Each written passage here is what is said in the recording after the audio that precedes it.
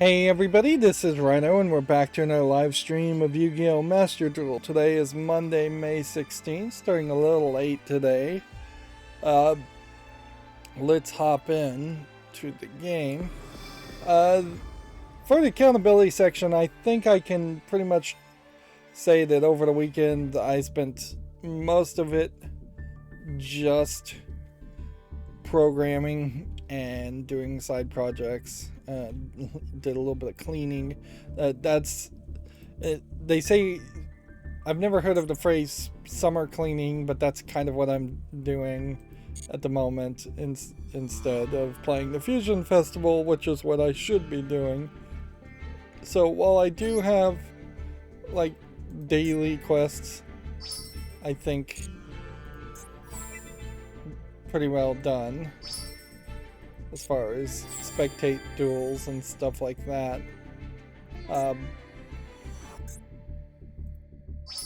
There is the Fusion Fest, which I'm kind of dropping the ball on, and I probably don't have that much time for it.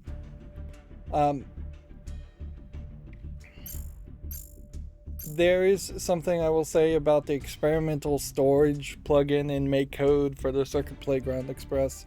Probably for any, honestly, any of the 3 or 4 pieces of equipment that that work with MakeCode in general, in that it really messes up and corrupts if the log file is over like half a megabyte. So like I'm not sure that you can actually even use it as a thing. Like it clearly was just programmed and tested to write a single like word or variable to a single text file. It wasn't really designed in any way to manage a long-running file, even though the Circuit Playground Express actually does have about 32 megabytes of space, so you could get a very long text file out of 32 megabytes of space. It doesn't seem like it really can handle that. I'm gonna try to see if I can get it to cycle things over every 500 kilobytes of lines of things and just have a whole bunch of numbered instances of log files, but the fact that you don't have a real-time clock means you really can only just number things as to log 1, log 2, log 3, log 4, log 5.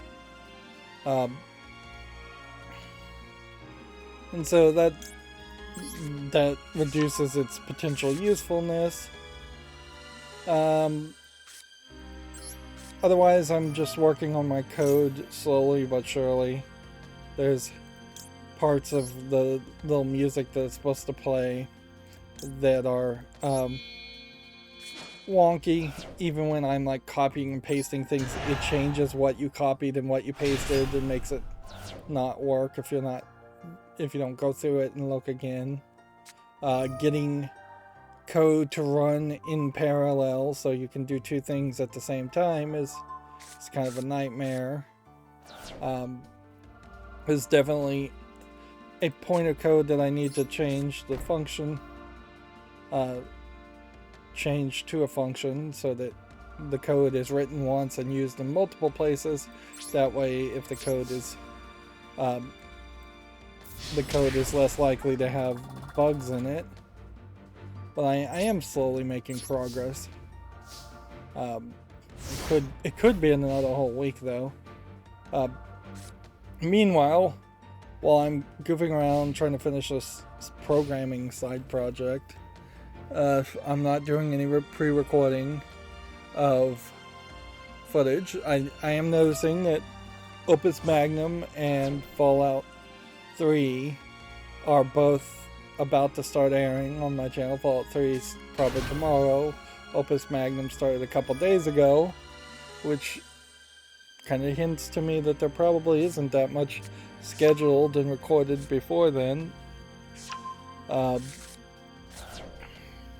So I should be doing some pre-recording on top of just pushing my computer, because I haven't really confirmed anything without pushing my computer that my computer works now, sans the video card, and I haven't sent the video card back.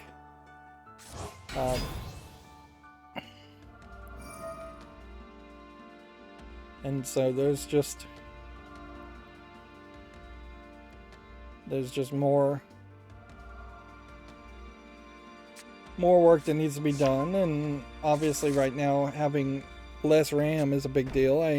I spent the extra effort disabling extensions on Chrome to potentially save some RAM there. They're claiming that the sandboxing of extensions is the thing that causes the RAM usage on Chrome, and oddly they're saying that Microsoft Edge is the one that uses the least amount of RAM, which at a certain point, if Microsoft Edge is based on Chromium and they found a way to optimize RAM usage, they should put that back into Chromium, so then Chrome based on Chromium would use less RAM usage. But so I went through and disabled or semi-disabled a bunch of extensions to see if that would save some space. But yeah, over the weekend that's pretty much all I've been doing, is lying around and just being very hot. It's really slowing me down. But I'm thinking this week I do need to start pre-recording footage and getting back to making footage. It'll just be compromised footage, as it were, with less RAM and a lesser video card.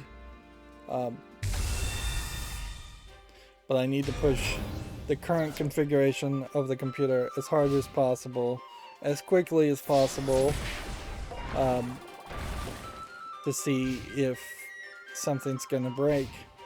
Because if something else breaks, then it's just time to throw away the computer at this point. There's obviously something compromised.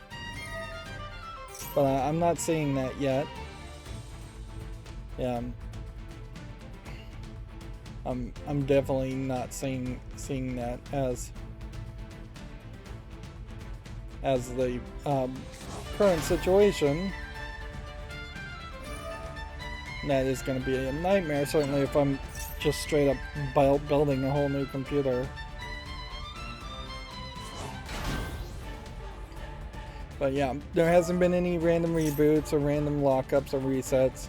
I've maybe seen a TV flash black, but I can't even confirm that, and honestly I wouldn't be surprised if that is just straight up the RAM being at 100%. And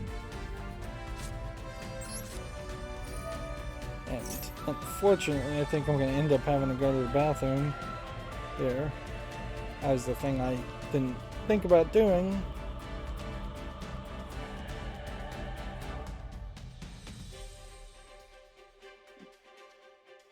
Alright, let's start covering the news. As far as games that came out, I think that is also abandoned at this point. Let's just end here. And then I'm gonna have to pause the recording and call this a false start.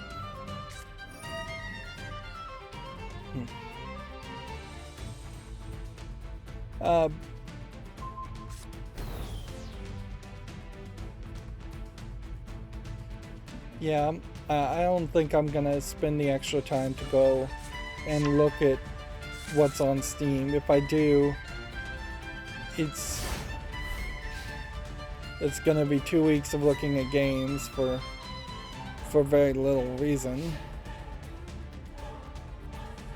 Part of the thing I will say is, as I'm programming, is that there are points where I just kind of need a break, or my mind just goes blurry, so I need a mental break. And so scrolling through what's on Steam during that time wouldn't be a terrible idea. I also found out that that new TV, which is a TCL Roku TV, if you look at the live inputs on Roku TVs, it combines like a whole bunch of free streaming services in a TV guide channel lineup fashion. And yeah, you have like 500 channels there. Now, a lot of channels are kind of weirdly unique. You have like a Carol Burnett channel that's just Carol Burnett 24/7. And you have like a Yo Gabba Gabba channel that's just Yo Gabba Gabba. But then there's some other channels that are more like a regular TV station. Yeah, come on, win. Hurry up and win. Yeah, I'm gonna have to run to the bathroom, so I'm gonna mute myself now and then try and pause the recording. Come on, just attack. There's no cards on the field and they're goofing around.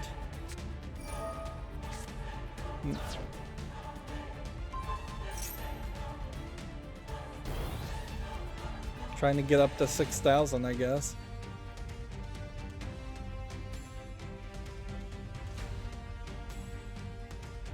Alright. Well, I'll pause the video after he attacks, and then that'll be it. We'll be back in a few minutes.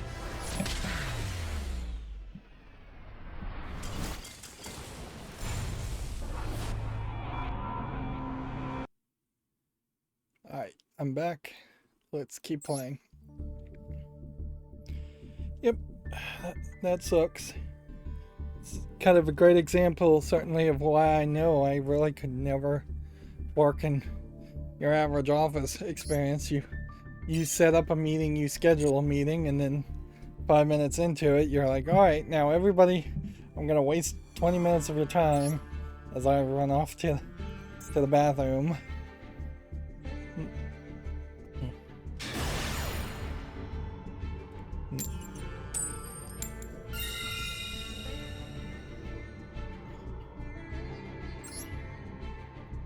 And certainly I'm not making a lot of progress as far as the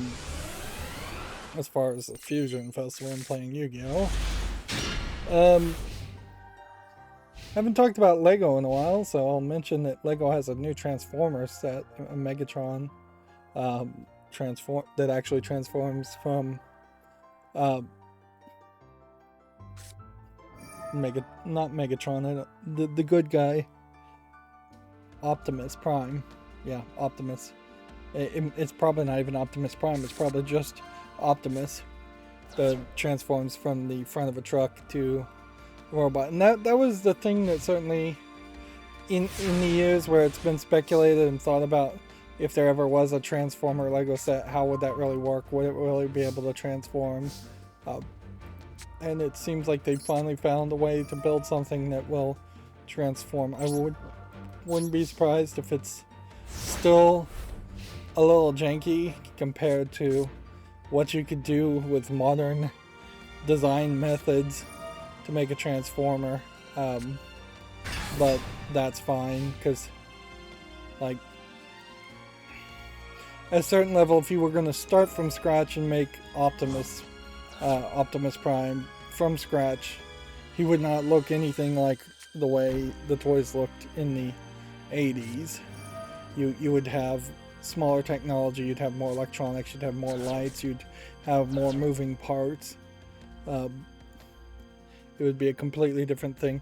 Plus, since the Transformers, the good guys, are based off of cars, the cars that would exist nowadays and that you would have some comparison to aren't going to look much like what the cars in the 80s looked like anyways.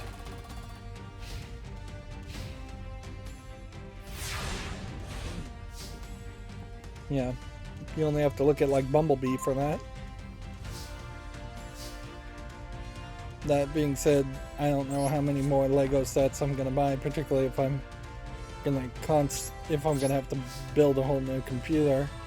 I still have quite a few. I'm still working on rearranging the bookshelves. For the most part, I'm done with that, but there's one more thing I need to do, and then I need to double check the LED lighting, wiring, and then I also need to just move the bookshelves in the right order, move things around. I need to move the carpet under it around.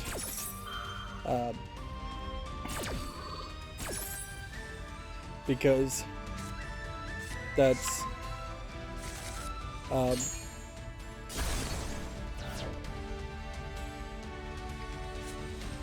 I want it all to be level and on carpet. These cheap bookcases would scratch up on the floor. They'd either scratch the floor or the floor would scratch them. I wouldn't be surprised if the floor scratches in. Man, I sure am not getting anywhere fast here. And every time you do a game, you get 50 medals, yes, but that's really not going to get you up to 22,000. When does this end too? Yeah, I have like 7 days. I have this entire week to just double down on this fusion festival, and I'm clearly going to have to do that. But there's a certain level too where, as I'm working on the Lego City, I'm trying to get more sets and keep more sets that actually integrate into the city, and I'm getting rid of the model sets and the oddball sets that don't integrate into the city as much, although I still want to have some of them. So while I would be fine with getting the Transformer set that exists now, if they started to make a Bumblebee set and Starscream and Megatron and Unicron, and if they just tried to do even the top tier recognizable characters, that would be too much for me. Going into like the Beast Wars characters and things like that would be too much. In the same way that I really don't think I'm gonna get the Atari set, even though I got the NES set.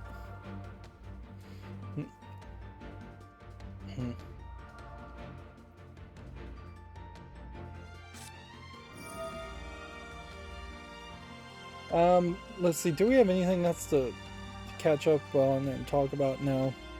I mean, when I'm just being boring and programming over the week and working on side projects, that's really it.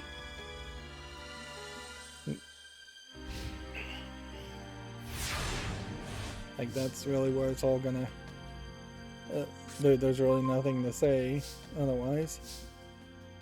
Alright, well, we can play this. We can set this. We can, I guess, set this one in case it gets destroyed. And we can end the turn. Alright, so at the end of last stream on Friday, I pretty much dismissed this as this was just going to be some other game. But there has been further leaks that does seem to kind of confirm, and I think maybe Konami even confirmed it, that they are claiming that they're planning on making new Silent Hill games. In fact, quite a few of them. Like, they're thinking possibly 3 games, I think is what they said, in the episodic series. And I mean, it just sounds like what they're really doing is they're throwing spaghetti at the wall, and they're gonna just say, yeah, we're working on all of these things to pretend like they're in the works, but then potentially it'll just never actually go anywhere. That would be my thought, and my concern certainly is that this really would just be teasing a fandom that is just constantly getting abused as far as the Silent Hill fandom.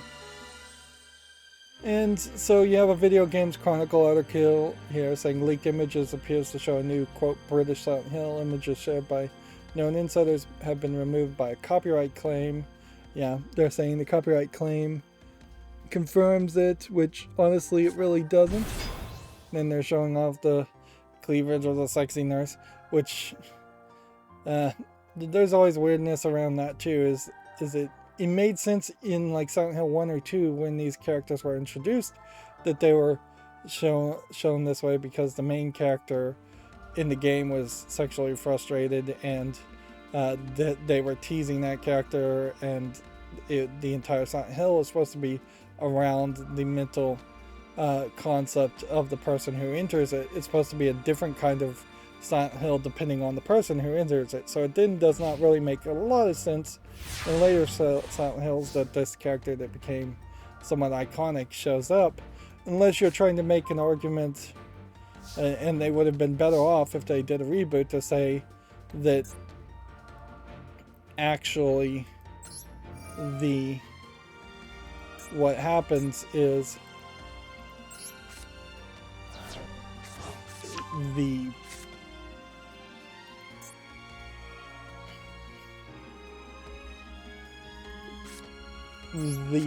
Silent Hill is this like magical world that causes the mental hang-ups and the thoughts of all of the people who enter it to mix together and create this combined hell world.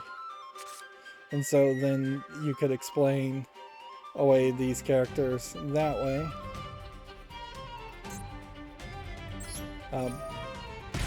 Or you could explain characters traveling through the series that way. Or you could explain it away as nobody completely leaves Silent Hill once they enter Silent Hill, and so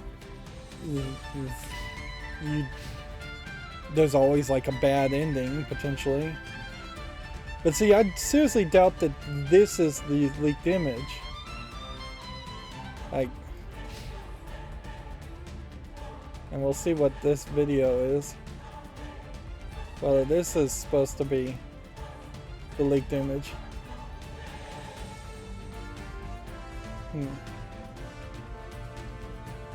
Yeah, this looks like incredibly old footage if this is supposed to be the leaked image, and I don't know why you would for a second believe that this is an actual Silent Hill game more than it was just a low effort parody of a Silent Hill game, because basically anybody could make this game. It wouldn't be that hard.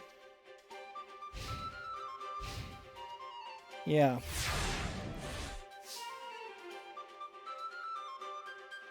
If this was what a new Silent Hill looked like, then that would be laughably bad. It's once again was mentioning that. See, the images show a messy room, red corridor.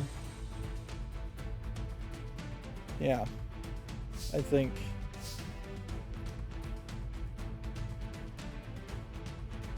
I guess these are supposed to be the images of the new game. Which again, yeah, this could be anything. This could totally be a speculation project that Konami is entertaining with no real intention of actually ever making the game. Like, if some company somewhere wanted to make a British... Well, I got a victory, but I think I took too long even doing that. Whatever. We'll keep on playing. At least it gets us 500 gems instead of 50. Yeah, looking at those screenshots, there's nothing there that inherently says Silent Hill. It looks as much as like Silent Hill as Resident Evil 7 looks like Silent Hill in the house part.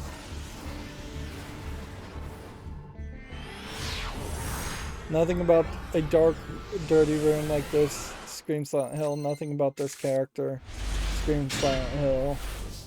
If you told me this was images of a Resident Evil game, I'd believe you just as much. I mean, you really do have to come out with a lot of skepticism around Silent Hill, or anything called Silent Hill. You're just otherwise you're going to set yourself up for the same disappointment that Silent Hill's PT had. And at a certain point, it's making Silent Hill is becoming more of a meta piece of art that is intentionally just getting its fandom's hopes up every few years and then crushing them again. It's just teasing people.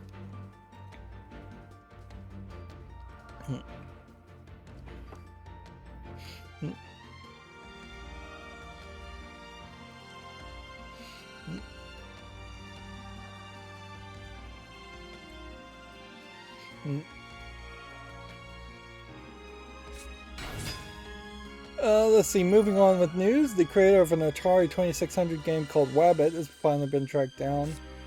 It was the first console game to star a female protagonist.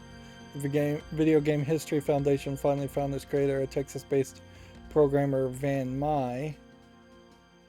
Okay, and this looks like a pretty old picture of her, I assume. And it's not her.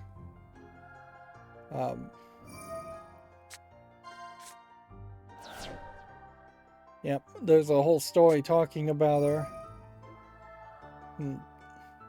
But doesn't really seem like there's too much as far as relevant news here. Before I'd seen this article, I'd never heard of Wabbit. A game starring the first female protagonist. First console game to star a female protagonist.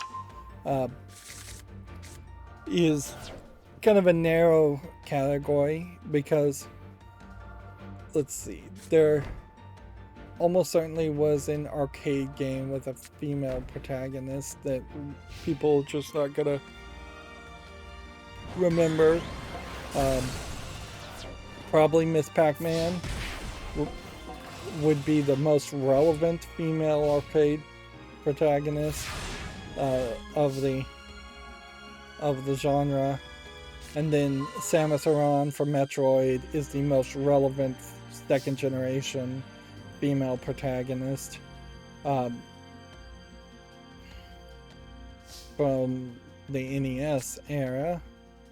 And then also, if you were gonna even go further to like a first generation female protagonist, I hate to say it, but that notorious Custer's Last Revenge game where it's a Native American woman tied to a stake being raped, she might be the most relevant female first generation protagonist, considering you're playing as the antagonist, one would say, in the game.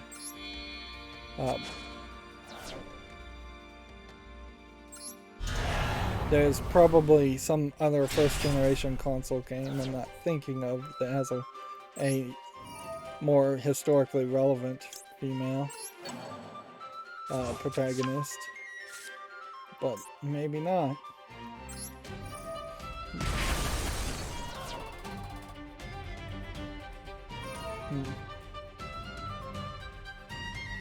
But it's always nice to see a little bit of history, I suppose. Moving on, Capcom has announced record profits and says it will prioritize workplace improvements. One of the things I'm doing as far as turning off extensions is I turned off one of the minimalist scroll bars. So now on the side there will be a scroll bar to save RAM. I don't think that's really too much of a big deal, frankly.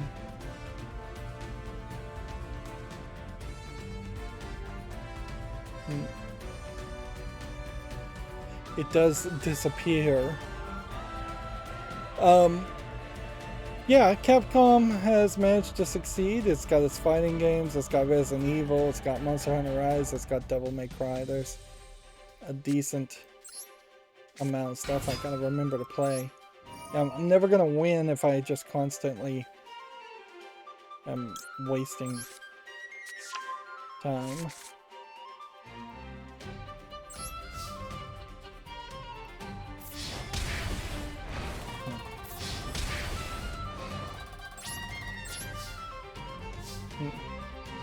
We may not really have that much news today, actually, because we're no longer really in the catch-up. We had news left over from Friday, but it may be not that big of a deal.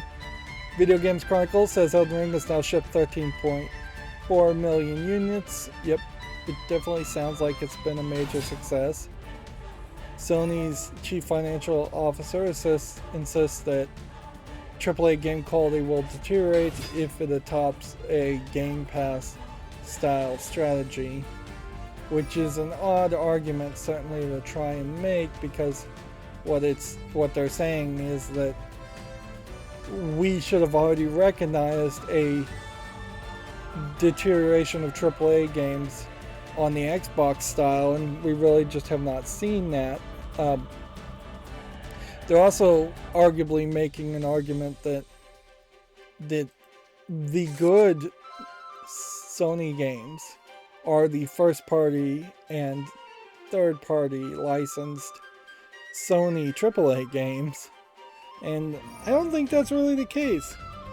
Well, not the third party ones, first party games. Like, Sony barely has a hand in the development, or at least it feels like they barely have a hand in the development of first party AAA games. They have Insomniac, I think, is one of the companies, and they have a couple of companies that they've either acquired or that they had just been paying to make games. But as far as games made by Sony, I don't know of a single one that just says Sony, made by Sony, for Sony. It's always presented or published by Sony for Sony. Knack would be my first assumption, or the little demo game.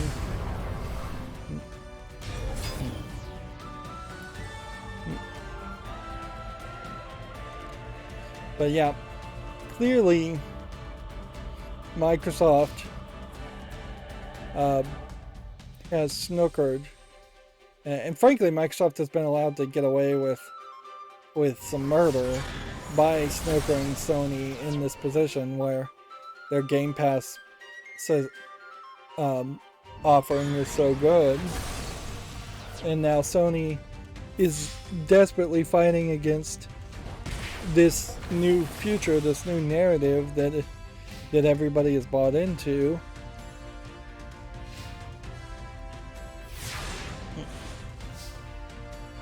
I don't think Steam and PC gaming would ever get really competitive in a field of a Game Pass.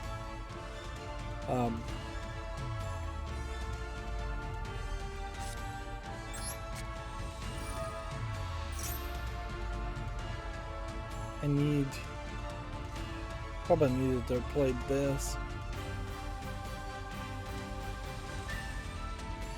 first.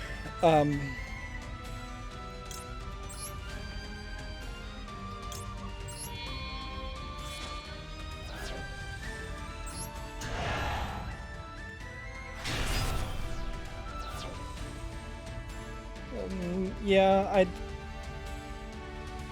I don't really feel like Sony PlayStation 5 competes on any specific technological aspect, and I think now Microsoft, with its acquisitions, will better understand hardware.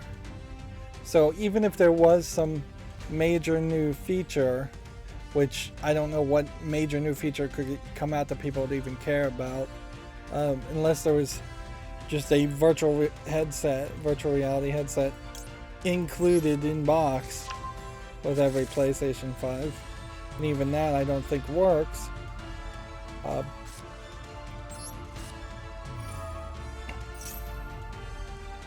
Then I personally feel like the Xbox Series X and the PlayStation 5 or PlayStation 5 Pro, if they even have a Pro system, like, I feel like they are on equal terms, if not even worse for Sony. The Xbox Series X is better, because I could also see it being more available and just better hardware wise. And Sony, to me, just does not seem like it has those exclusives that it once would have had, particularly the more Japanese-centric exclusives. So, Last of Us and Uncharted, like, can you really go through the hassle of struggling for 2 years to try and get a PlayStation 5 to play Last of Us and Uncharted, maybe a racing game? Like, the offering just doesn't feel like it's there. And any little feature, which arguably you may not call it a little feature, but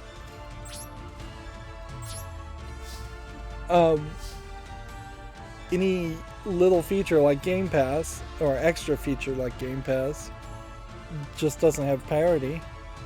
I don't even understand what they're doing with the PlayStation Network and going to 3 tiers. It doesn't seem like that's a smart move.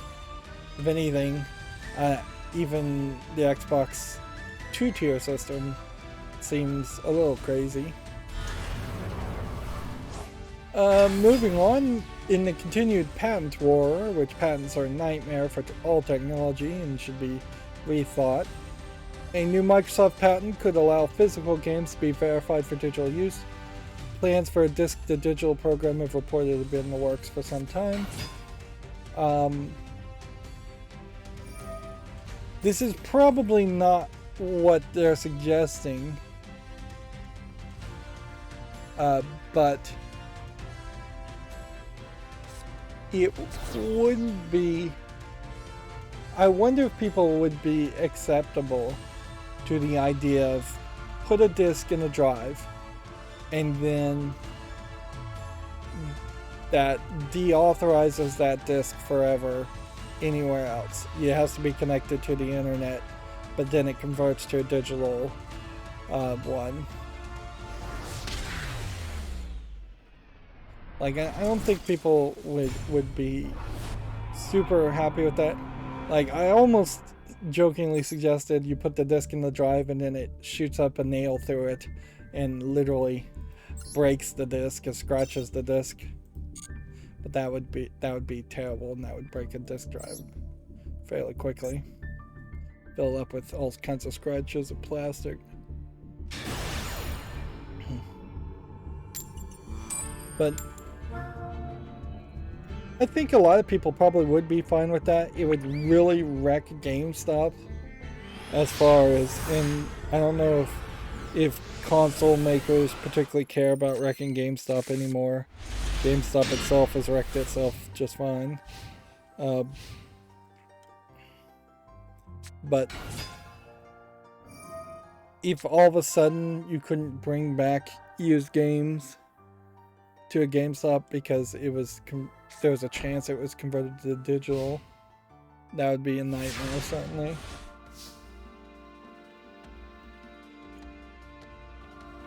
Like, we definitely are at that point where you're just installing the games from the disc, and a lot of times you're not even really installing the games from the disc because there's a new 100% patched version where you download 100% of the new version of the game.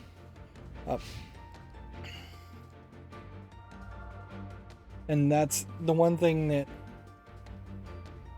these consoles still have value for, is that they theoretically could do 4K UHD Blu-ray video playback, which I assume both of them do, and hold that same amount of data in games to reduce downloads for people with slow internets or no internets.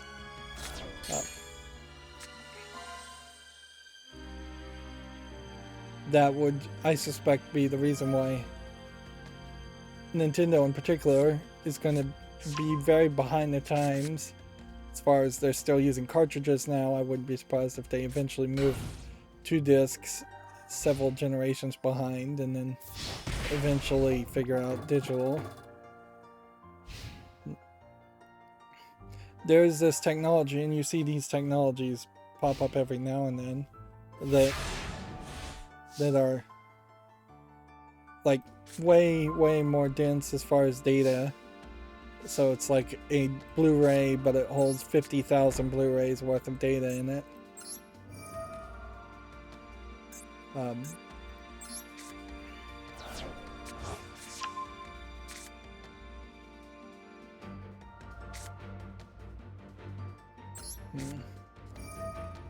But yeah, I don't suspect that we'll get to that new technology quite that fast.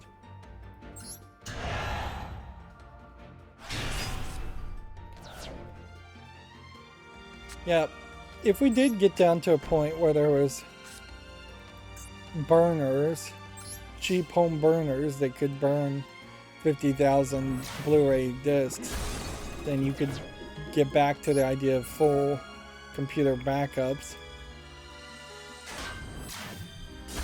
And just, even if they were write once discs, it might be helpful for backing up, but that's about it. And those technologies, they come and they go and they never get really developed because there's not a lot of demand for it, and there's no guarantee that these new Blu-ray replacements are going to stand the test of time. We don't even really know if the current Blu-rays will stand the full test of time, or if they will start deteriorating and rotting on shelves. Things being made out of plastic are going to dissolve in probably less than 100 years anyway, so it's hardly like you're getting archival quality backups. We need something that would be hard as diamond, something that is chemically stable, something that would be a hard device to think about.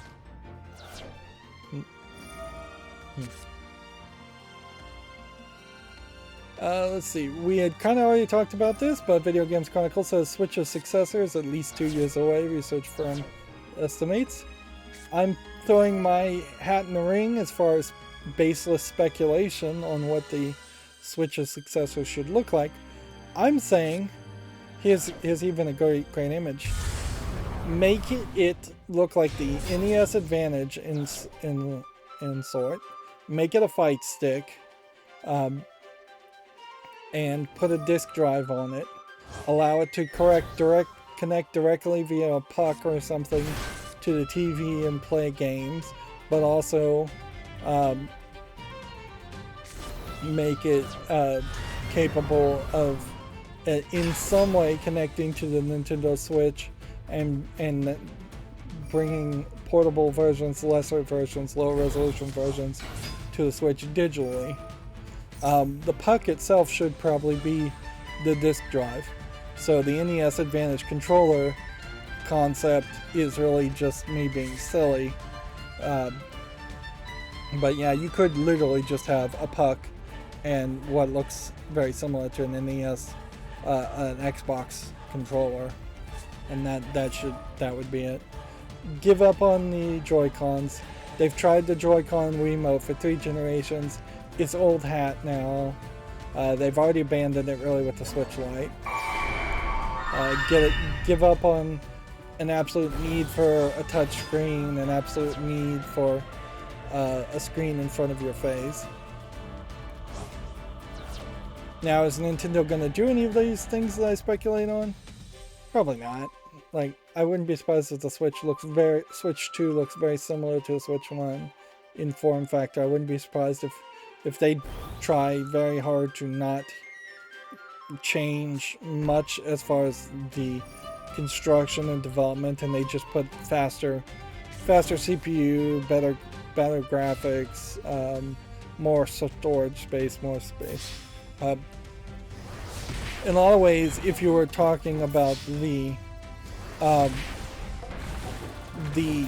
Steam Deck, which people at this point have pretty much forgotten about, if a Steam Deck 2 came out and it looked significantly different than the Steam Deck 1, I'd be slightly disappointed, because that exactly what I just said as far as improvements is exactly what I would want to see for Steam Deck 2. Is next year's model is just slightly better graphics, slightly better CPU, slightly better storage.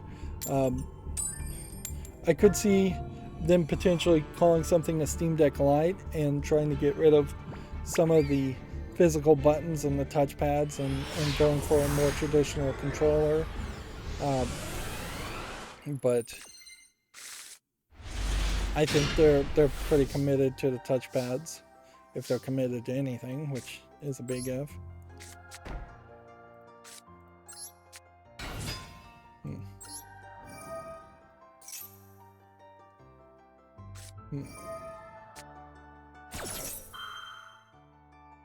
Darn it.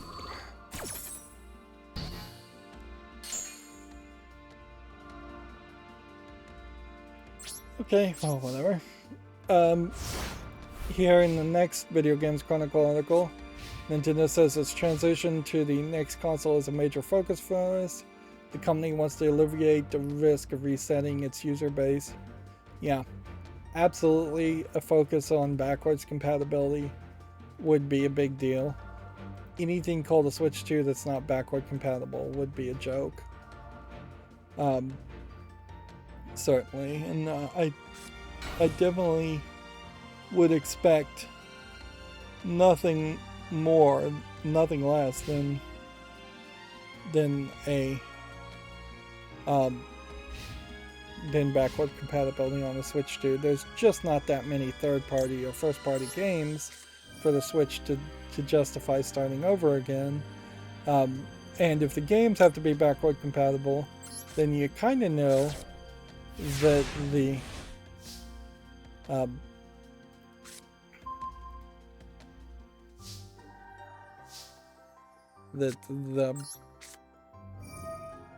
the controls have to be about the same too.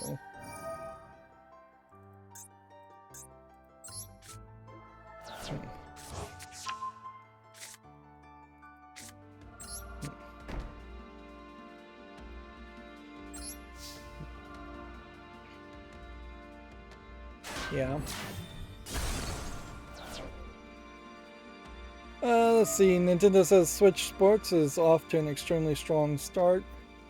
I imagine Switch Sports will sell pretty well, but I could also imagine that mostly people are just going to get it for the bowling. You can see some wacky bowling going on. There's a gap here, and these pins are set upwards on a hill. So I assume these black spots might be accelerators that accelerate the ball. But arguably, when you had the Wii Motion Plus add-on added to the Wii Mote, and you were playing the Wii Bowling, the controlling may be a lot better than what this game is, or more realistic feeling. Whereas they may very well have dumbed down Switch Sports so people don't throw the controllers into their TVs, or just because they didn't really put a lot of attention into it. You can kind of see how that would be the case in that they released it really late in the Switch's cycle, years later, instead of it being a flagship thing that they should have worked on day one. And if anything, that probably highlights how there are at least enough people in charge at Nintendo that they get to dictate what they work on, not based on logical sense, but based on whatever they're interested in doing. And on one hand, artists being allowed to, or artists being allowed to create whatever they want is a good thing. On the other hand, a business, you kind of needed to be able to hire some third-party developer to say, make a Switch sports game and get this out on day one.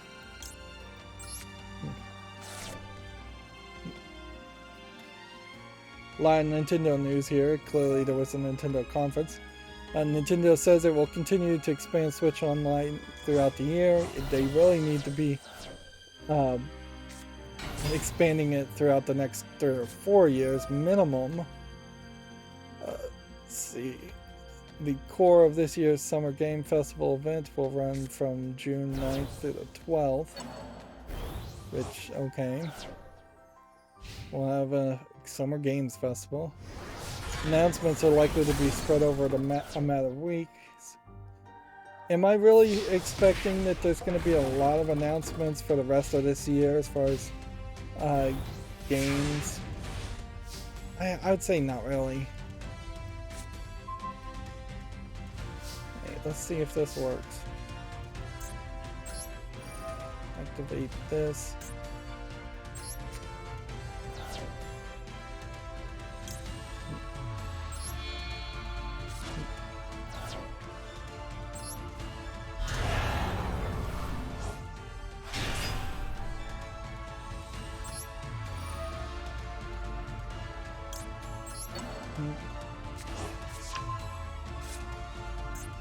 Right, so if I now activate this effect, and then place this one, and then activate this,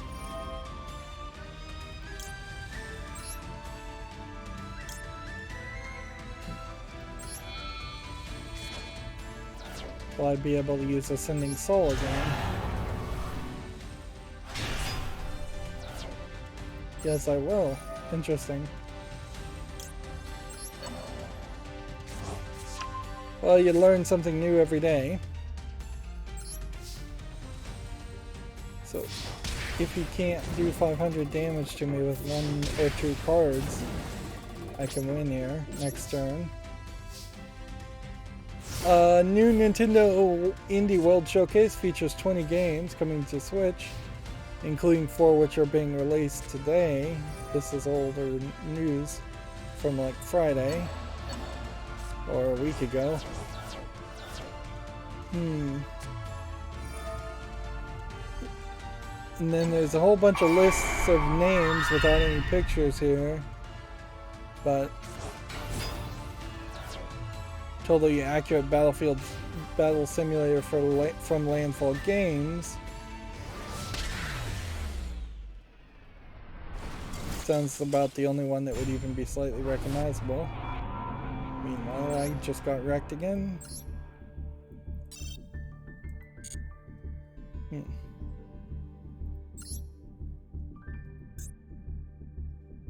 I wonder if I would do better with the loner deck. The problem is I don't understand the loner deck, so that's just gonna be a waste of time. I might as well just play something I understand and lose quickly. Let's see, the Apex Legends mobile release date has been announced.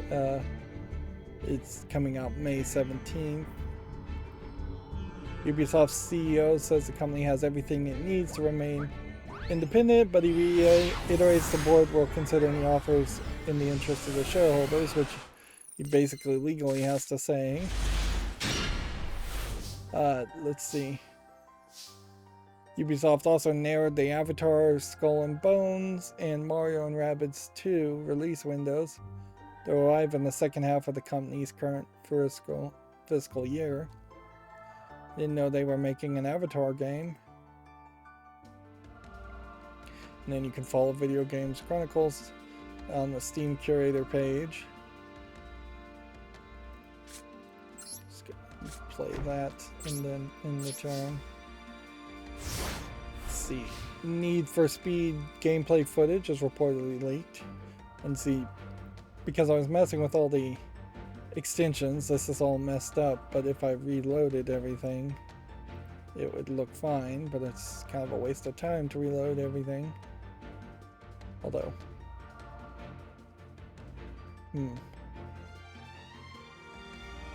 yeah. Need for Speed mobile gameplay footage being really leaked is not really that informative or helpful. EA says Apex Legends has surpassed $2 billion in 3 years. The fact that any business can make billions of dollars is not really a good fact. Like, if you just tried to run the numbers let's say a company had, I think 100,000 employees would be a pretty big company. You'd be shocked how many companies, I suspect, that you would think have 100,000 employees don't.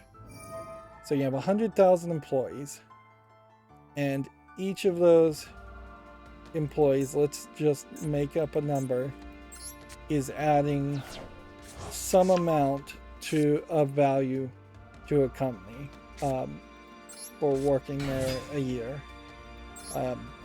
Because this is starting from perhaps a false assumption that employees are adding value to a company, because some companies definitely have a valuation that is completely disconnected from the I did that totally wrong. Activated the wrong code.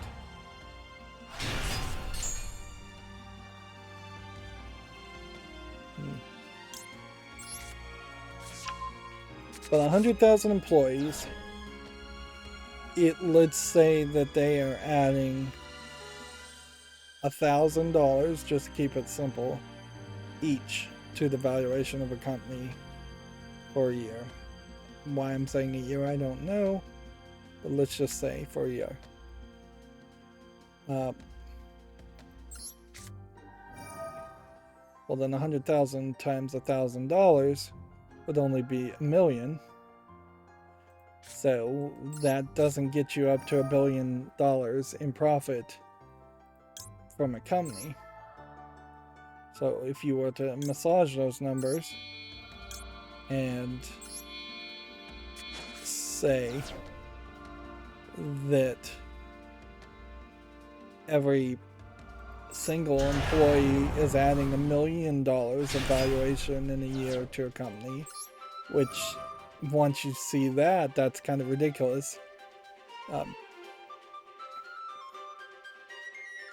That is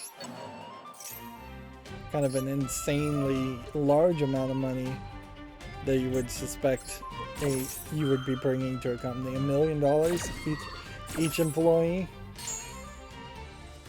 Yeah, it doesn't quite balance out that way, but that's the only way you even get to 1 billion as far as evaluation.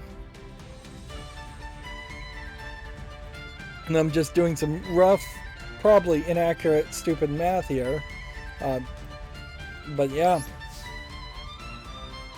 if you have an employee and he's bringing in $1 million of valuation to a company in the course of a year, he's definitely not getting paid $1 million, or he's not getting half of that. He's not getting, he's maybe getting 1/10 of that. And that is a big assumption also, that every employee is adding value, when you know that there are positions that you just have to have, HR positions, custodial positions, the cook in the company kitchen, support staff like that there's really it'd be very hard to justify that they're adding anywhere near that much valuation to a company.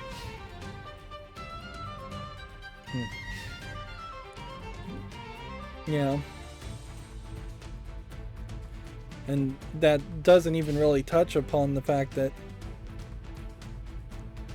there are definitely employees that are getting way underpaid compared to other employees.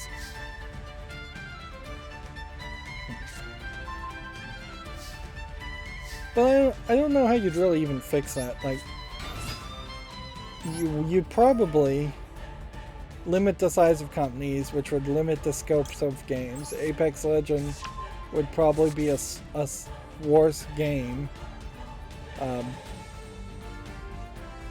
in a world where you could only make $1 billion a year in total sales or net sales before you're 100% taxed on any excess over $1 billion.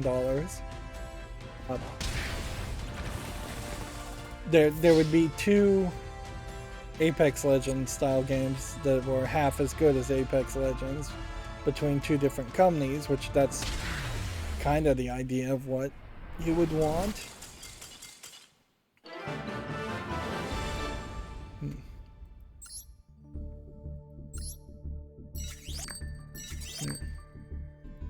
It would be an adjustment, certainly.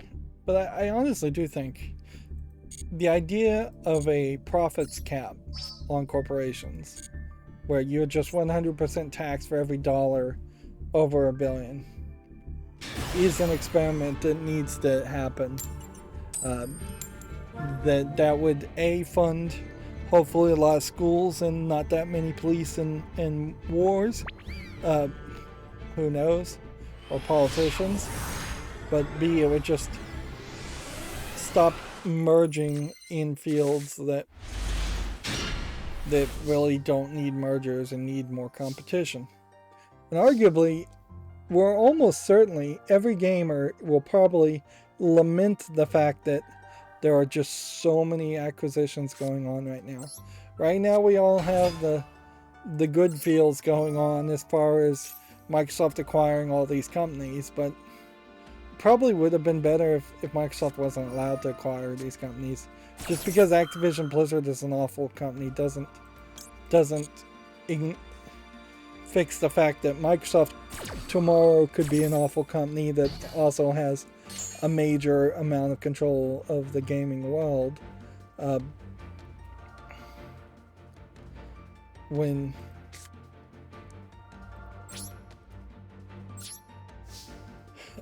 we may very well regret it very quickly when the next generation of people are in charge of Microsoft and there's less people pushing for doing the right thing. It is also kind of weird, certainly, as far as video game companies merging is slightly different than phone companies merging.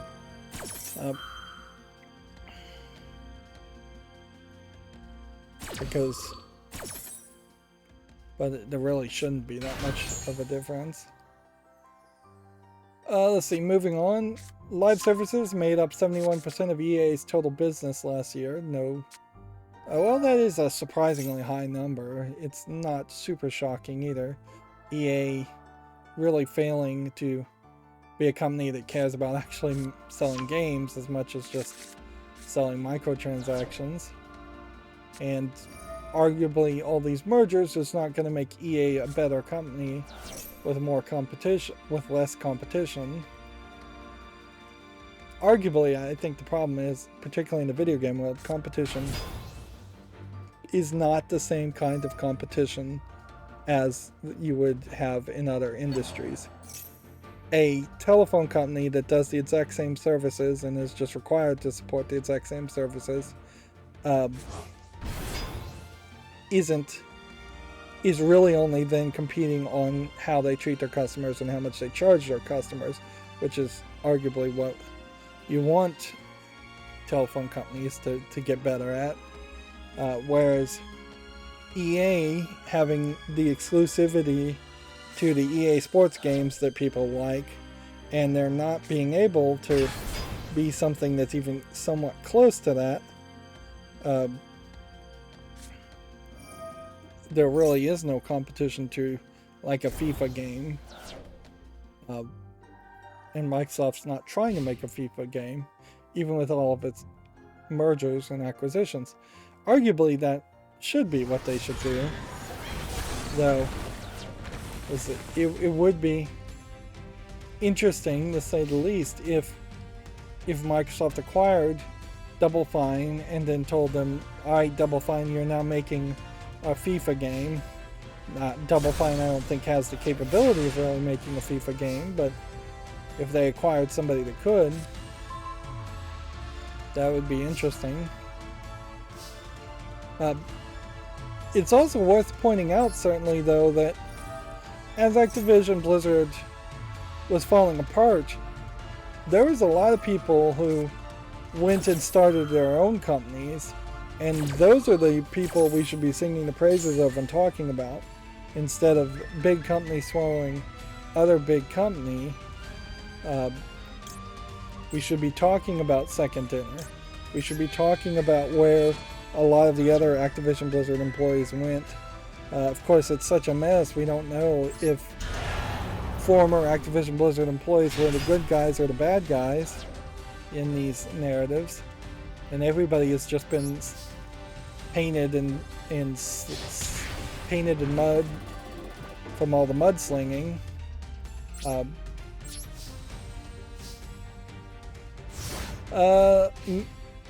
May 23rd is the last day to buy 3DS and Wii U eShop games using a credit card, apparently. I don't know why anybody would rush to buy games on those consoles. They're almost certainly going to be shut down way earlier than you think. A year from now, I would suspect, and all of the services will be shut down completely. Sony appears to have registered a new PS5 model. It includes updated radio equipment according to the listing. This is probably just a chip swap due to the chip shortage. I seriously doubt it's going to be a better or different chip for like Bluetooth or Wi-Fi or cellular.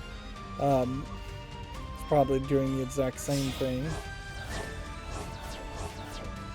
Here's another point to certainly point out, is that with Microsoft acquiring ZeniMax and Bethesda, they really aren't that hands-on that they've guaranteed that Starfield and Redfall. I didn't even realize that Bethesda was working on a game called Redfall.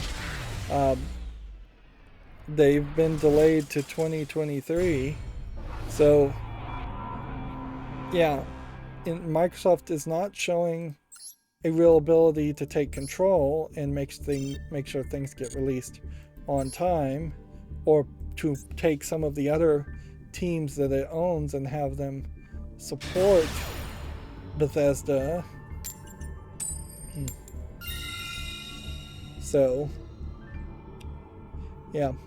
And in this case, this may just be Microsoft doesn't want its first major releases post-acquisition to be awful, so they're willing to give them more time, but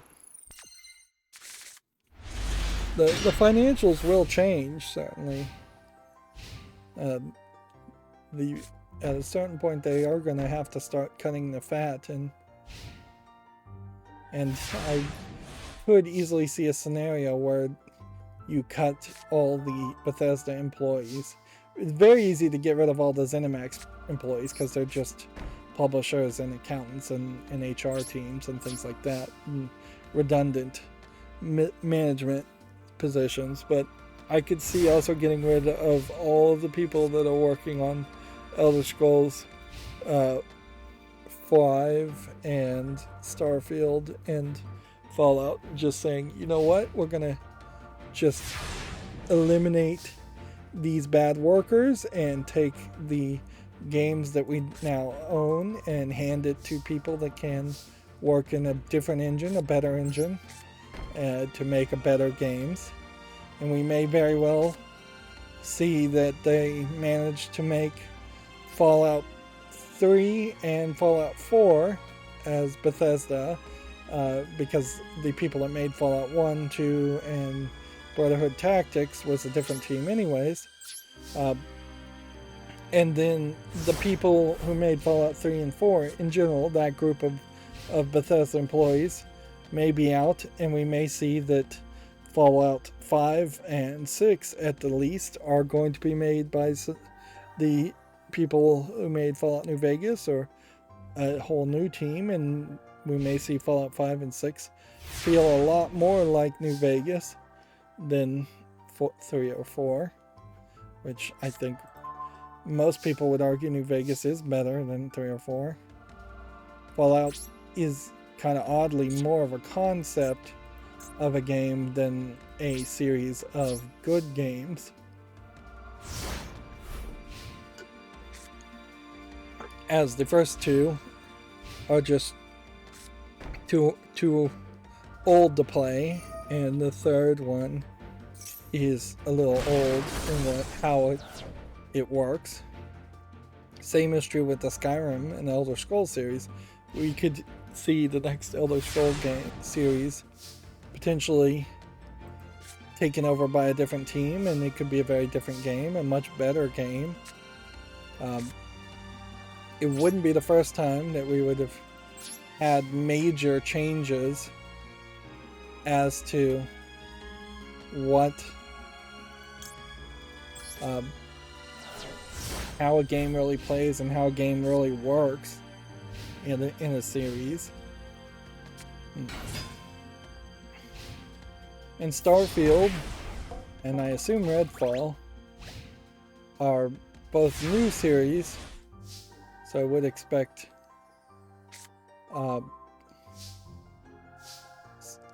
them to potentially play a lot different.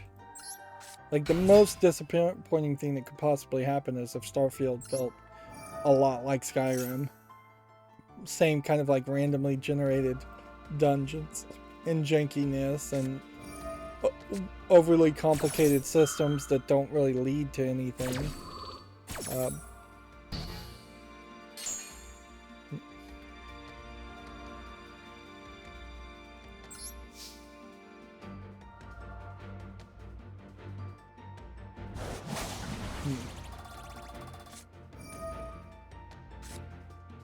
Now, here's an interesting story. The Dirt team, Codemasters Cesare, have merged with the Need for Speed studio Criterion, quote, to deliver the best racing experience we can for our players. Which, okay, I can see how that makes a lot of sense. This is an EA merger, so I assume EA owns both of those companies, or did before the merger, and did before the merger.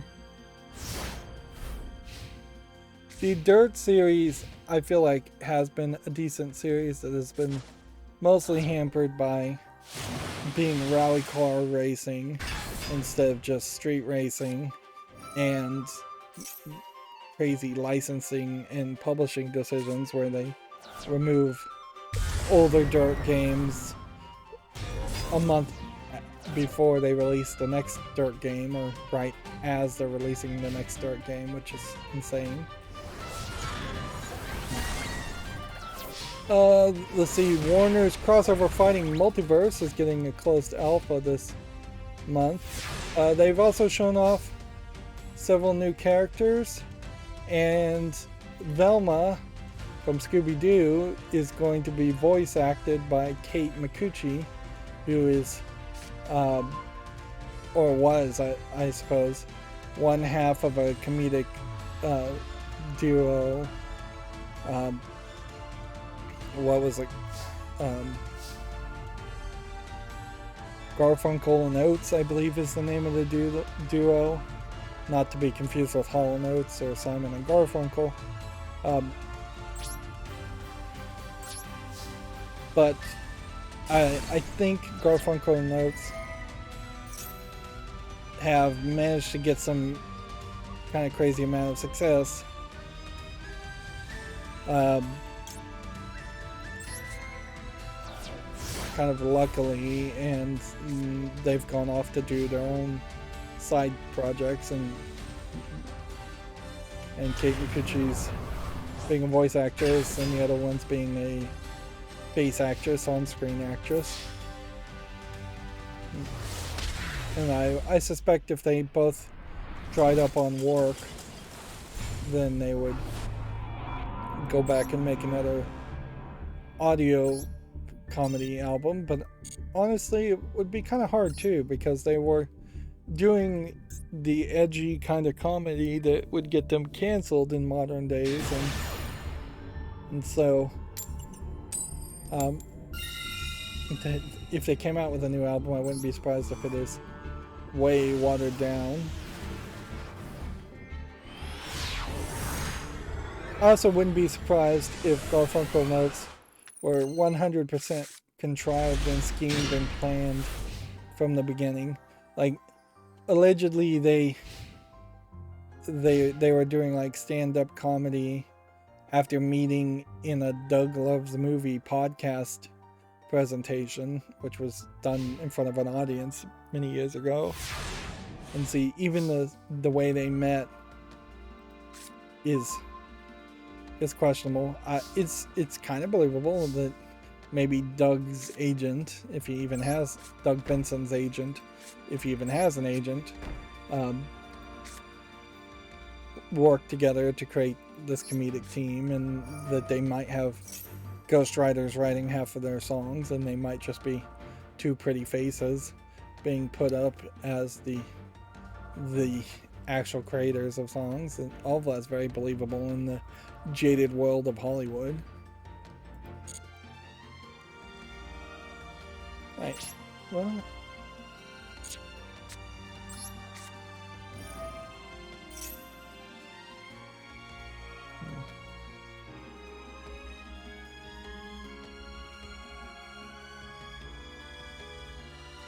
the thing is, I would say, though, is Kate Micucci, while her voice is fine, it's not one that I would suspect is particularly Velma-like.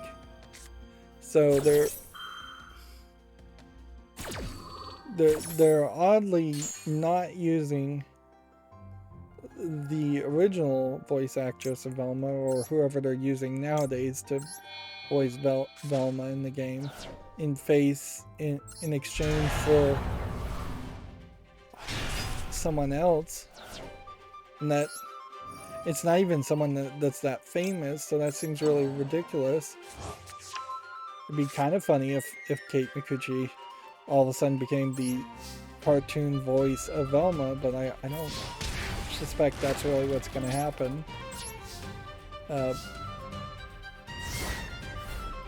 So yeah, it feels like it's stunt hiring, or just to get a cheap pop in the news, and it's terrible stunt hiring at that. Moving on, Funcom is hiring for a Dune next-gen open-world survival game. I don't know anything really about Dune, but I would definitely have to question whether there's enough fandom. I know there's a very niche, very enthusiastic fandom of Dune, but I don't know if there's enough fandom out there that would want to play an open-world survival game in the world of Dune, just being covered with sandworms and sand and no moisture. That seems like a stretch. The limitation of severe lack of moisture in a survival game might be something, but it frankly would probably just become an annoyance very quickly. Like, I severely doubt you get something interesting from that. Plus, you then run into the problem of the mysticism and magic and the politics of Dune really overcomplicating a survival game too. So yeah, I just can't see how you would make a Dune game of any type, short of something like a Telltale game where you're just re-experiencing the story, or even a dumbed down Telltale game where you're experiencing the story, a different story but something similar. The Game of Thrones Telltale game, I think, did that fairly nicely, where it was set in that world of Westeros, I think is the name of the world, but it was set in a different region with different characters, so you could have a different story but a very similar one told. Let's see, Netflix also released the first Resident Evil series trailer, teaser. People saw this and they pretty much hated it. In fact, while it is very much in vogue and fashion to hate everything that Netflix does these days, in the midst of them also threatening to increase the prices and and crack down on password sharing. This is a live action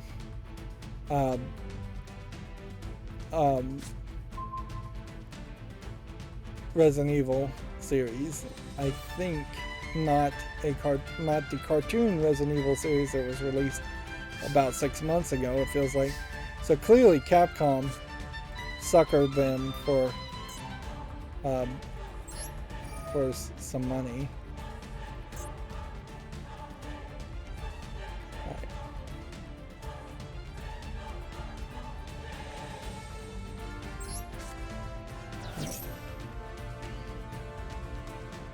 Yeah.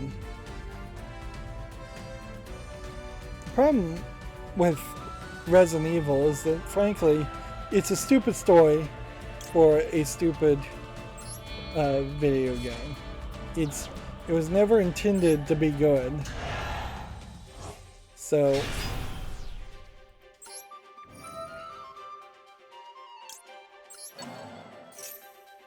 it's not super surprising that nobody's been able to do much with the Resident Evil series other than make action movies and slap Resident Evil on the title. I screwed up here.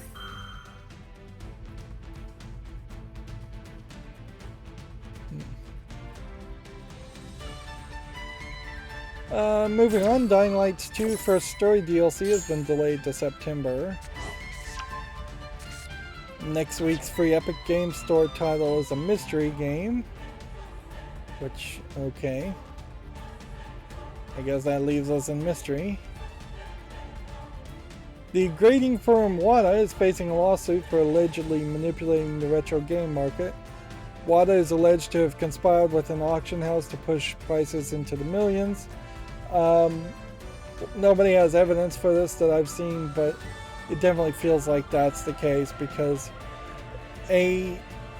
first run Super Mario Brothers sealed in box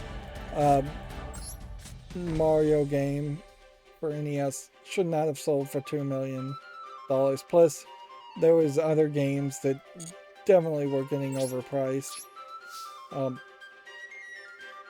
In part, the people that were grading and selling the games were the people that own the auction house, is what I understood. That there was a company that owns the auction house and owned the games. They were getting them graded, and then they were, it's suspected, manipulating the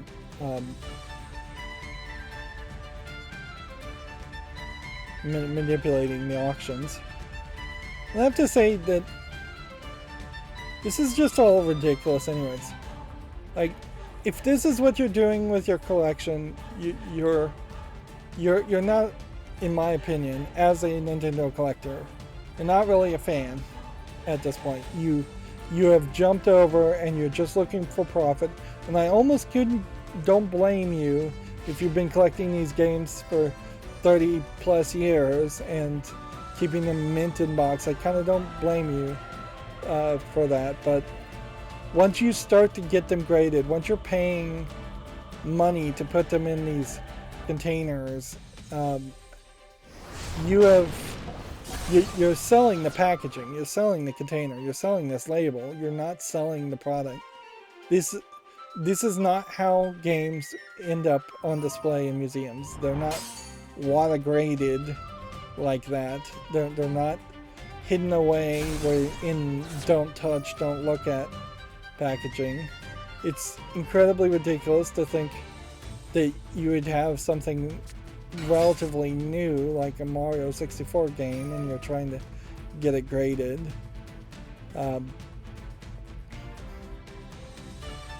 Like, you don't see this in the Mona Lisa. You don't see this in Leonardo's Da Vinci. They're not in plastic boxes. They're not graded. If they are graded, that information is prominently put in literally above the actual display of the item of interest. That's just not what real historical collecting looks like. That's what comic book collectors pushed collecting into, I think, more than anything.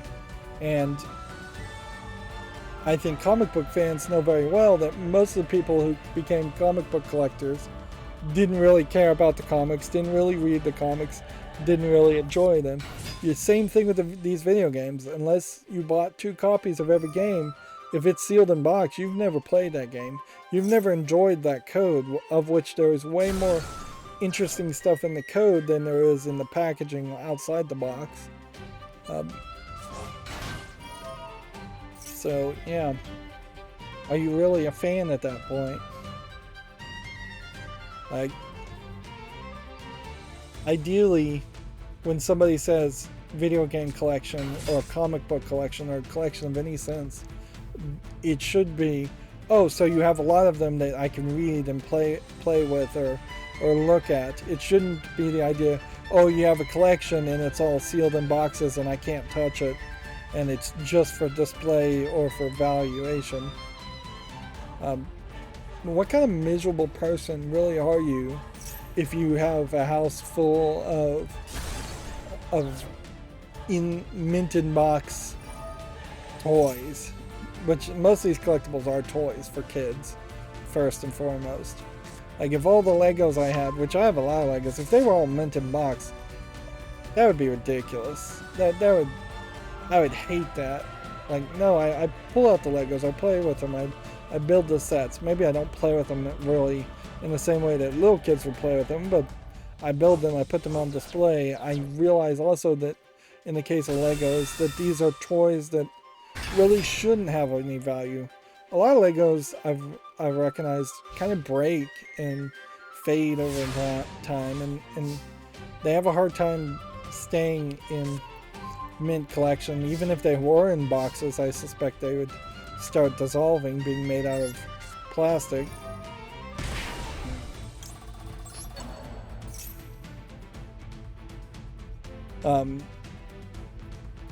But yeah, that would be ridiculous. And that's not something I ever did with my Nintendo collection. I played with all the games. I tried to be very careful with them and not damage them, certainly. But I opened them from packages, I played them, I enjoyed them. Nothing I have, I think, is mint in box. Maybe I have like one specific thing that's mint in box. I do have a lot of things that are way more damaged than I'd like them to be, but that had really nothing to do with me playing with them or anything. It's just a matter of them getting damaged during moves and over time. I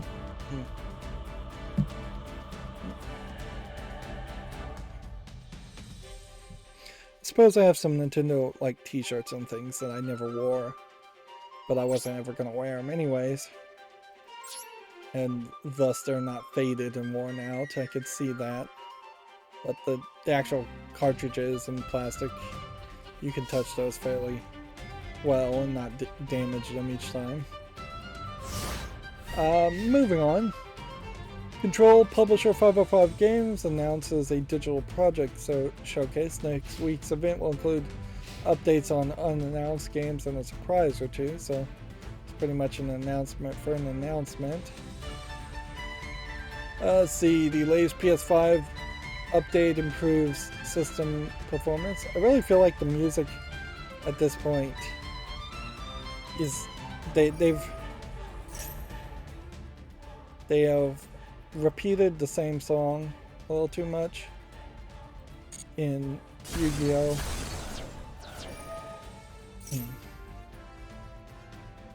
Let's see, Alan Wake Remastered is coming to Nintendo Switch, which, okay, really pushing a lot of people towards playing Alan Wake Remastered, which it seems kind of ridiculous that I don't think the remastered version of that game is going to be much better than the original version of the game. Maybe if they got rid of the batteries nonsense, in Alan Wake Remastered, it would be a major improvement in that one aspect, but you're still going to have kind of the same story. I kind of wish if what they would do is they would have Stephen King or somebody like Stephen King write the narrative of Alan Wake and remaster it, reboot it that way, because Alan Wake is effectively a reference to Stephen King, so why not bring in somebody who can actually tell a story like that? Alan Wake 2 has new concept art, but it won't be shown this summer, which seems silly, and I have to assume what they really mean is that the concept art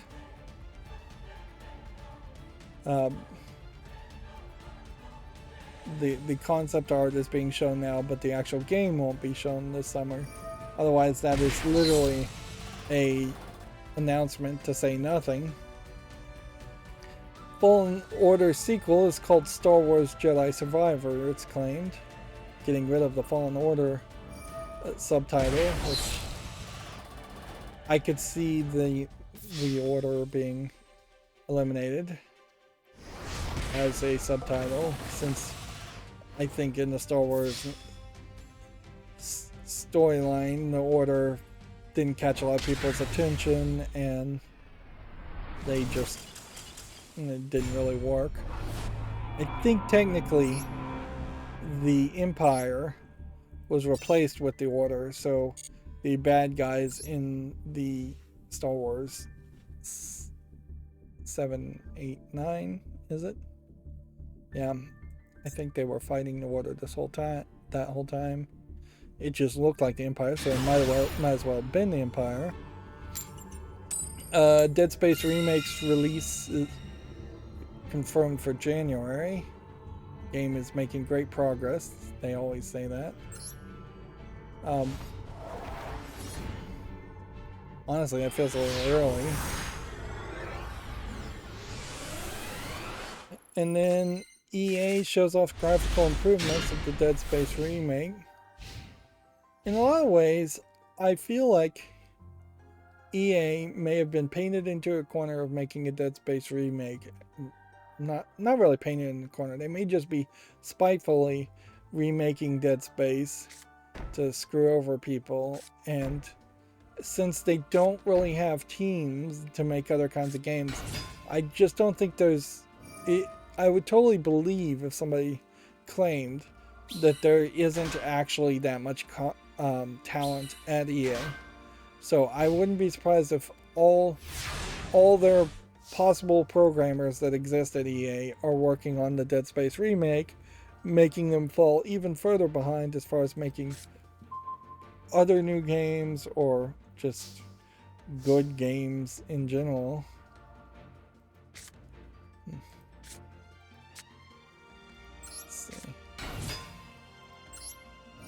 Let's see what this does.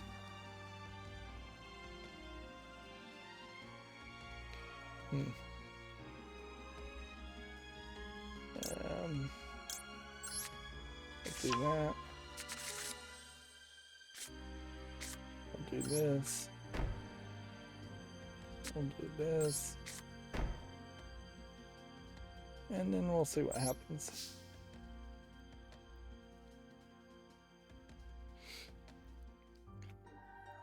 Then the PlayStation CEO Jim Ryan's abortion rights comments allegedly upset staff, according to a report.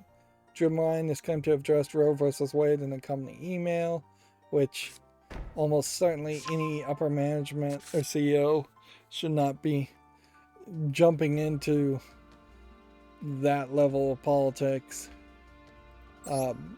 regardless of whether you think you're going to have the vast majority of your employees on your side. There's going to be somebody there that disagrees in any company of even a few people. So yeah, you're really just storing up a hornet's nest and not going to benefit from it. I think at this point, it's fairly obvious to say that the get what go broke idea is more accurate than the woke advertising idea that some companies were trying. Like, there's definitely, I'd say, more of a negative pushback. Even if you say the exact perfect things, people just realize that the company is being cynical and just trying to get people to buy their products because they agree politically with them. So it's just all downside. Maybe for a brief moment of time there was some upside to it, but very possibly could have been a long time ago. Like, I bet there was some cynicism even around the 1970s, 1980s Give a World a Coke advertisement campaign where they were trying to just stir up good feelings around Coca-Cola.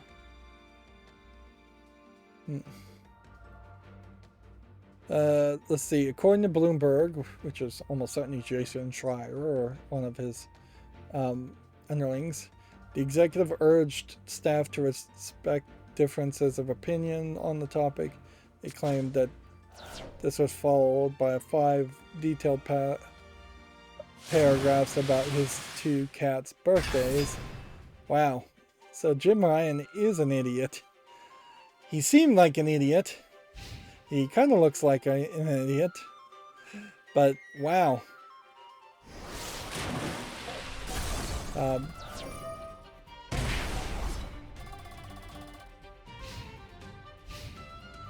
Said that the company is multifaceted and diverse, holding many different points of view. We owe each other and PlayStation millions of users respect it. So, seemingly this is not even him supporting or not supporting Roe versus Wade.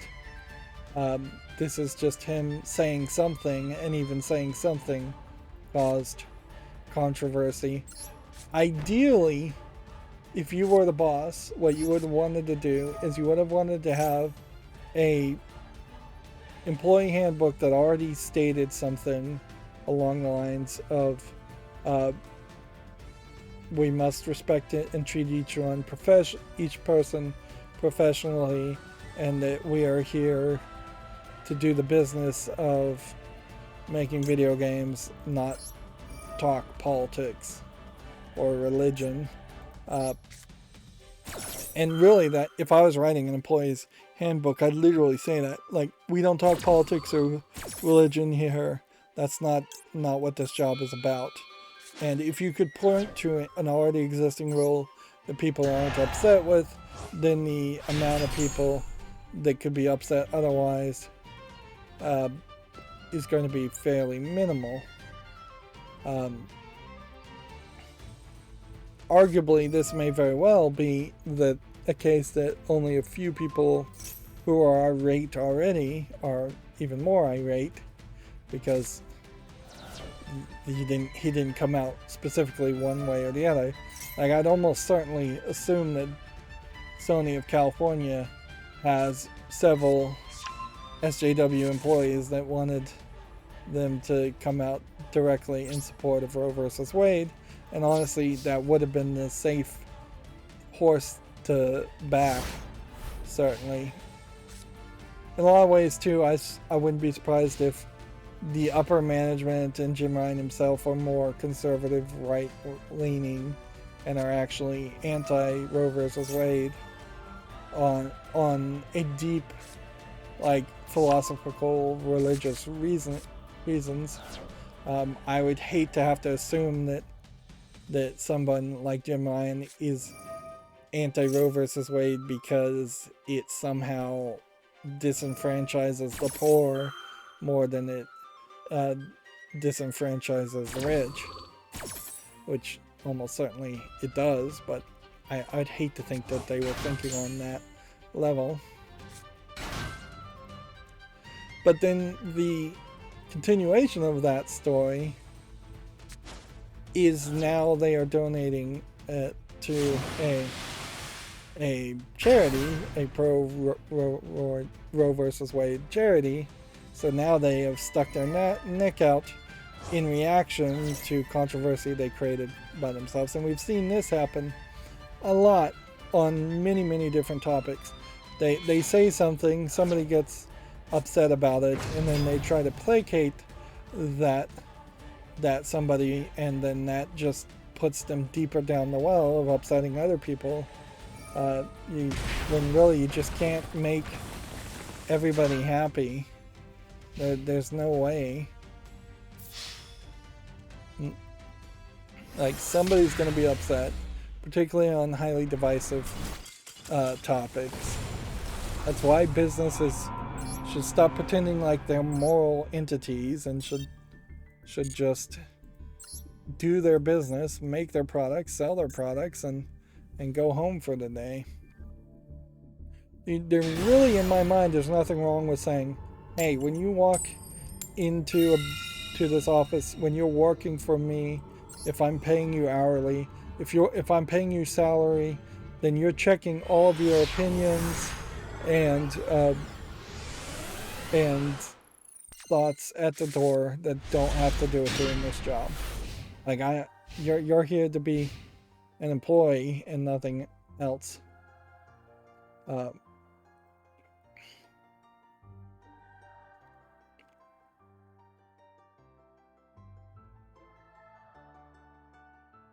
Yeah. And at a certain level, certainly if you are a top manager, if you're a spokesman, if you're working for HR at a company, there should be something bigger in your contract to say, hey, you're also being held to a morals clause in which you're agreeing that you will be disavowed and potentially fired if you cause controversy and it reflects, and we feel that it reflects badly on our company. Honestly, I wouldn't be surprised if you start to see similar kinds of morals clauses at every level. Even the burger flipper at McDonald's, like if the burger flipper at McDonald's was spouting hateful rhetoric on TikTok, they probably would get fired from McDonald's, even if they were doing it on their own time and not representing McDonald's, because they're still kind of representing McDonald's. Moving on, Kirby 64 is the next Nintendo 64 game coming to Switch Online. Yep. Let's see. Following game delays, Phil Spencer says Xbox will strive to deliver quality and consistency. We will continue to work to better meet those expectations. Redfall was the zombie game. Yeah, I don't think that's actually being published by ZeniMax. But yeah. Quality and consistency are two almost contradictory concepts. It's what you want, certainly, but it's hard to promise. Because one's going to have to give for the other. You're not going to have consistency and quality unless you can get very far ahead. And very few video game companies are willing to say, hey, let's chop off 20% of our content and have that in reserve for the next game. Which, arguably, that should be the case. Is that there should be some kind of major shift as to, we're going to get the game engine done in the first 80% of the development cycle, and then we're going to work on polish and bug fixing in the last 20%, and any content that isn't 100% polished and bug fixed is going to get cut and just added to the next game development cycle. But that inherently has to guarantee that there is a next game, and without some kind of universal basic income or grant system guaranteeing that there will be funding for the next game, publishers don't work that way. Let's see, Call of Duty Warzone Mobile has entered closed alpha testing. Sega says it's planning on multiple remakes, remasters, and new games this year. Which, okay. I don't know if Sega has enough of a backlog of games it could remake, remaster, and new games it can make. I wouldn't be surprised if a lot of them are remakes and remasters for the mobile phone platform.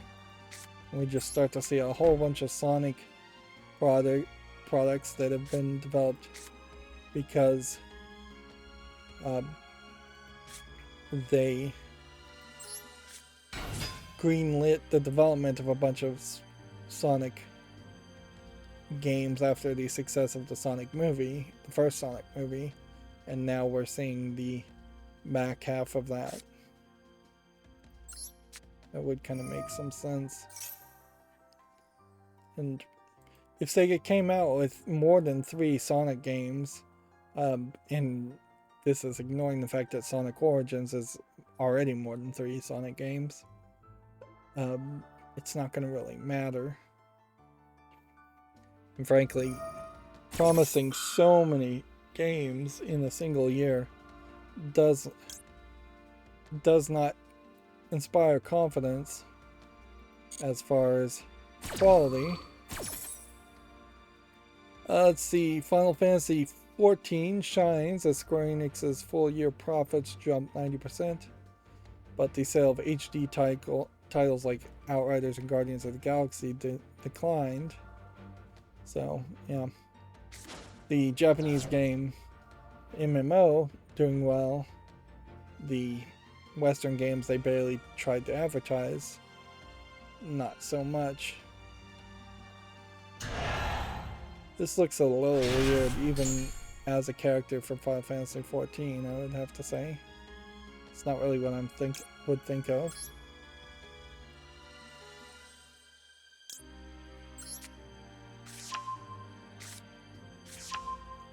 And the problem with playing these loner decks is I still don't understand them. Let's see. Skull and Bones has been rated in South Korea, suggesting a release is finally near. I suspect that it's going to come out and people are going to be completely uninterested in it. It's just been so delayed. This teaser looks slightly interesting, but I bet the game looks nothing like this. There really is a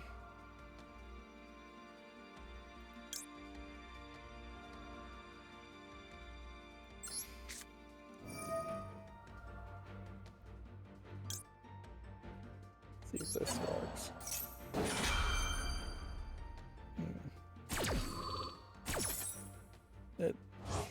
There's really not that much in my mind you really can do as far as pirate games.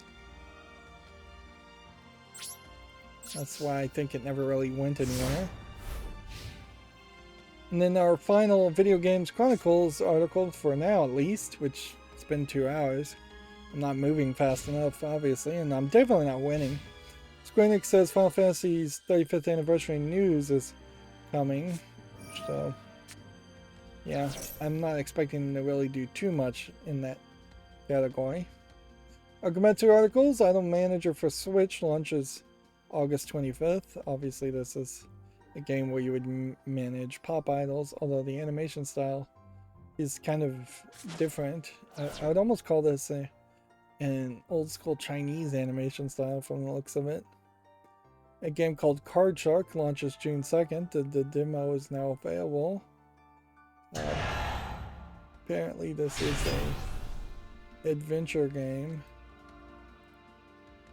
Much more than you would think. It doesn't really feel like you spend any time playing cards.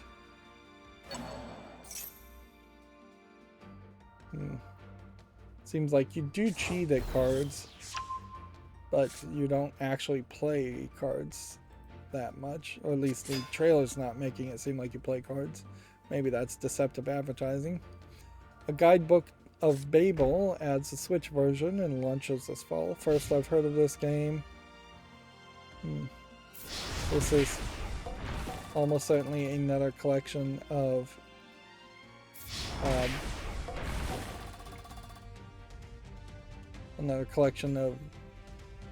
NES games being announced. I don't think I have the blur on.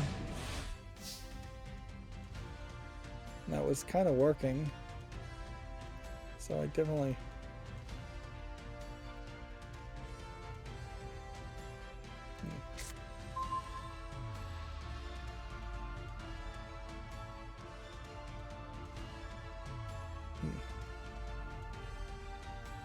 Yeah.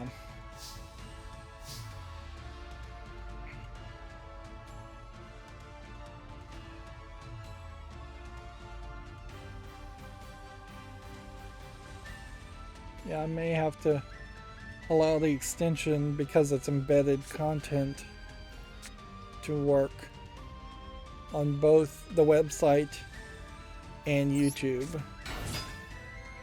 But even at that, that severely limits the number of places that the extension needs to work.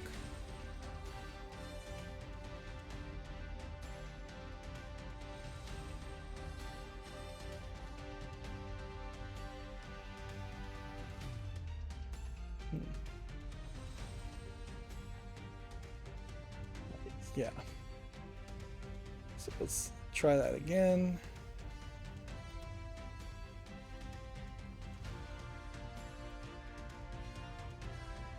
Yep. So that enables the blur, which I wish I didn't have to enable the blur, but too many people content ID claim trailers. Let's see, Opus Echo of Star Song Full Bloom Edition is now available for Switch. Again, assuming that this... It says it's an adventure puzzle game.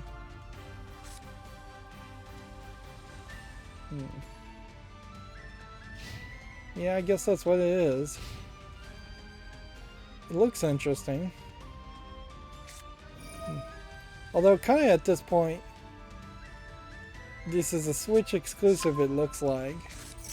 And if it doesn't have a Steam listing, it's not even going to get to the fall list, so I'm going to forget about it. Behind the Frame, the Finest Scenery for PS4 and Switch launches June 2nd alongside a major content update. Which, this looks like an interesting idea of a game where you in part are painting and in part are seeing a Studio Ghibli-esque story. I wouldn't be surprised if there actually isn't that many cutscenes, though, and that there's basically one trailer animation and that's it. Square Enix has trademarked Imberstoria Overwrite in Japan and registers the Imberstoria domain name, which I guess that means we'll have a game called Imberstoria. I wouldn't be surprised if that's the subtitle of some Final Fantasy game. Death vs. Let It Die 4th Developer Diary premieres gameplay. I still don't really know if this roguelike type game has enough of an appeal to work. Like, honestly, it could be a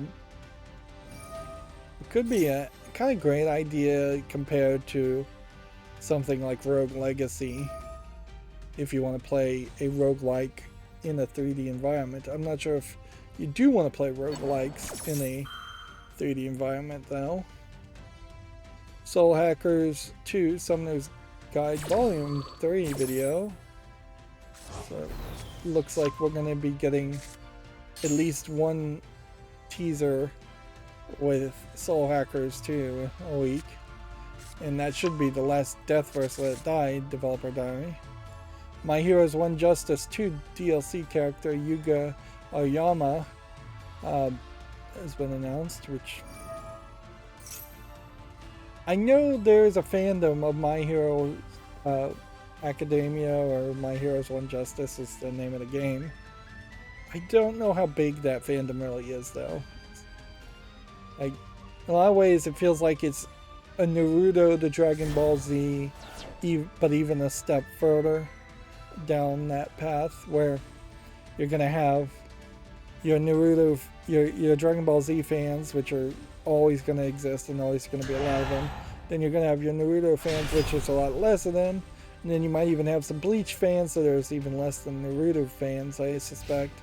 And then My Hero, maybe even below that, or maybe it's above Bleach, or maybe it's even above Naruto.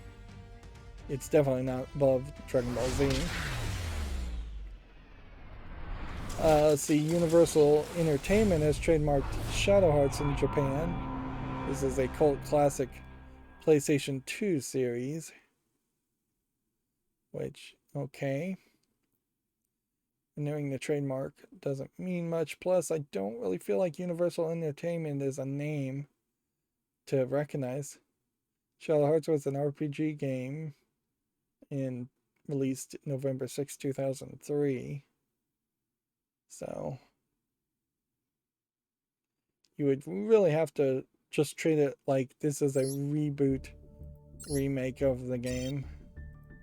Not something that's only for fans, because I don't think there are that many fans in existence.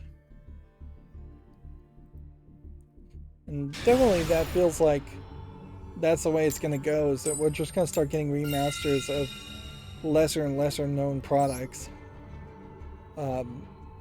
as companies come out of the woodwork to remaster their old games, or people just don't have any new ideas or are desperate to follow the trend. It's not a terrible trend, though, because ideally we would have wanted consistent remakes all the time, always, and that should just be the new way things happen, is that every year there's going to be a couple games that are going to get remade, rebooted, as there's going to be some fandom around them. Like, if you told me Sin, for instance, that first-person shooter game, I know there's not a big fandom, but there's a fandom out there, so if you made a new Sin reboot, somebody there would probably be interested in that.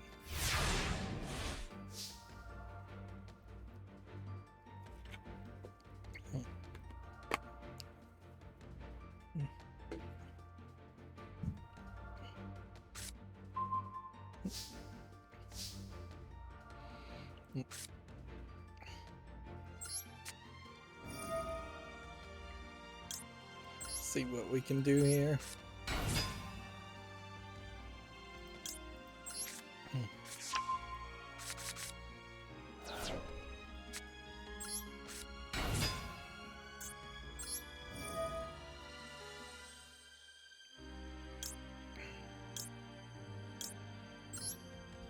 Well, I guess this works.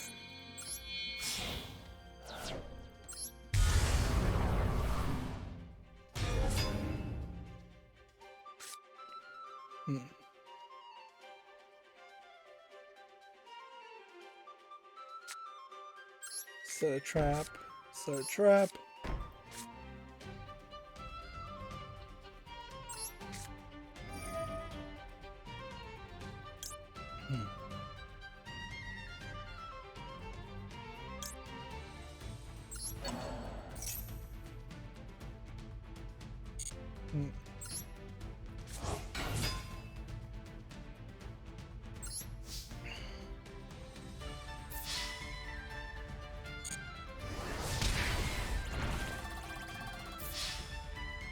So, is this gonna get destroyed? It doesn't seem like it is.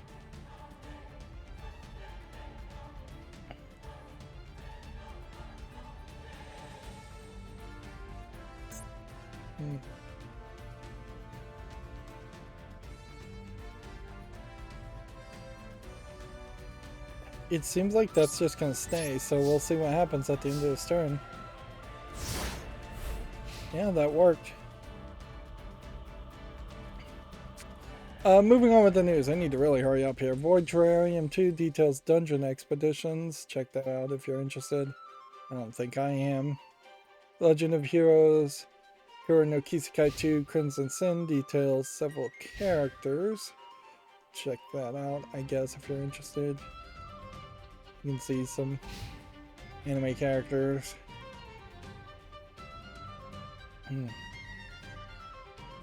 I kind of wish I had more time to talk about like the crazy fashion there, but it's not even that crazy of fashion. Rune Factory 5 shipments and digital sales top 500,000. I think by default I am gonna have to just start. I'm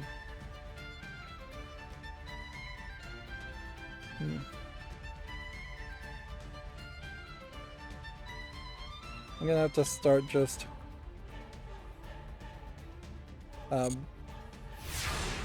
looking at headlines and then moving on from that, because yeah, I don't see enough of this.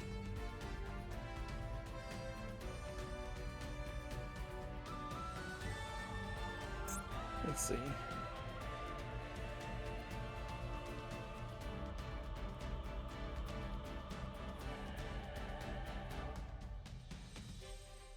If I activate this,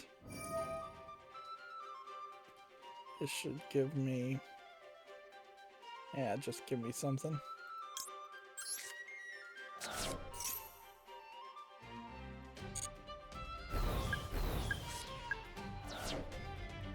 Okay, so now everything has a predator counter on it. And we can activate this continuous trap. And then we can activate this. And then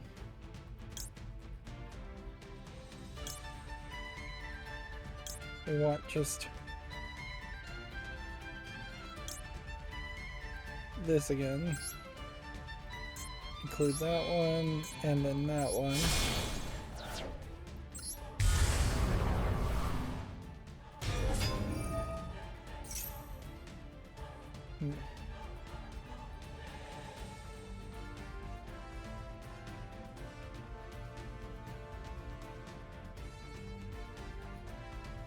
We don't want to activate that thing. Just take that.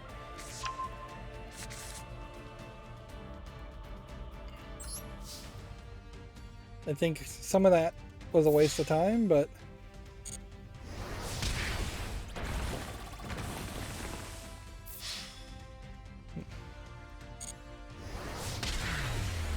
we won, so no problem there. Still very much a struggle to win. And I'm just pretty much at this point completely ignoring the ranked daily quests, which we're not accomplishing in this whole process. Moving on, the adventure game Rakuin is coming to Switch and mobile in 2022, according to Gamatsu. 13 Sentinels Aegis Reign, PS4 updates to add new content from the Switch version on August 4th in Japan, which I assume that's not any kind of censorship that was left out on the PS4 version is being added back. I assume it's probably just that the Switch version had more content because it was released later. Fist Forged in Shadow Tech is coming to Switch alongside a physical edition in Q3 of 2022. Redfall and Starfield delayed to the first half of 2022. We already talked about that. Solstice launches this fall. Combat first look gameplay. Let's see what this looks like. Yeah, there might be something to this. Feels like this could be a Devil May Cry type meets Dark Souls type game. Let's see what this does.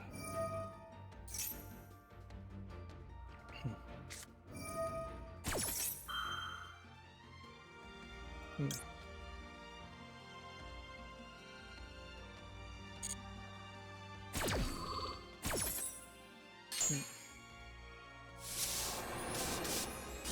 I thought I turned off these animations, but they don't seem to have been turned off. I think what's happening here is either there's another setting outside of gameplay, or they have just added animations for some cards, and whether you like it or not, you have to watch the animations. I wouldn't be surprised if that is the case. So very slowly, amongst their 6,000 cards, they're picking the best of the best cards that deserve animations. Let's do some old school looking at video games that came out on Steam. Here we have a Chinese only game, so we can dismiss that quickly. Just immediately back to the old cliches. My Little Sister Prologue, which looks like it's a visual novel. Free demo, and we always say no to prologues and free demos. Otherwise it looks fine. Does not strike me as having any adult content in it. Although there certainly is the potential there. That is actually an interesting thought. I don't think there has been too many games that have prominently been around the incest trope as far as visual novels that came out on Steam, or as far as any kind of adult games that have come out on Steam. I would have to assume that they censor that out or don't even go that direction.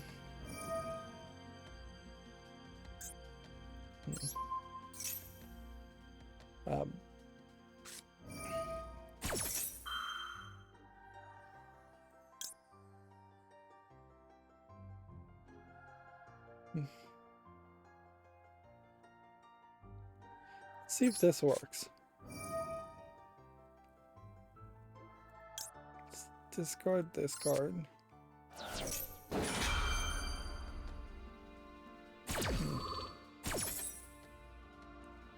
And then 3 dark monsters using yours, yours, and yours.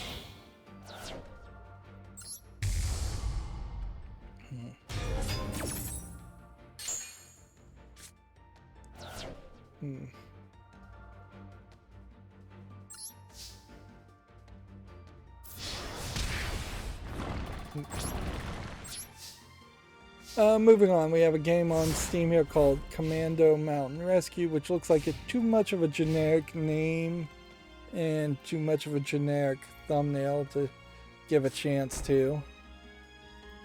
Of course, I am in a weird position right now too, where I'm just broke. I'm past broke. Like, if I'm gonna have to build a whole new computer, I'm super broke at that point. So thinking about potentially buying games is really talking about buying games 6 months to a year from now minimum. Like, I'll think about the winter sale and the Black Friday sales and things like that, but I don't think I really need that many games. Here we have a VR game called Afterlife VR, which, if this was a 90s game, would be perfectly fine, but it's visually just a little rough. We're not signed in, so if I was going to put anything on the wish list, a follow list, I'd have to sign in. Darn it.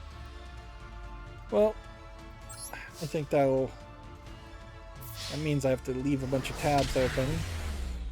One of the things that I noticed Chrome was doing was taking up a lot of RAM because I was programming using the MakeCode website. Which, yeah, I guess if you're programming, you need a lot of RAM too, even if you're programming in a fairly simplistic visual interface like MakeCode. But yeah, I think that's another statement certainly to be pointed out. If you can't get 300 lines of code to work in the browser on MakeCode, that shows an inefficiency of the visual blocky presentation of MakeCode and an inefficiency of just what your compilers would look like. Because you would expect thousands upon thousands of lines of code before you started to see real problems programming if you were just doing standard like text programming. And part of the problem certainly comes from the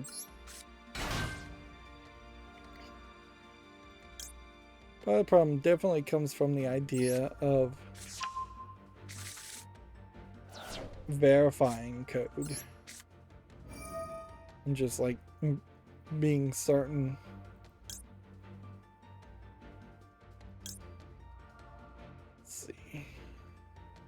like being certain that the code is good and well written and underlining any misspellings or errors or verifying that it will actually work.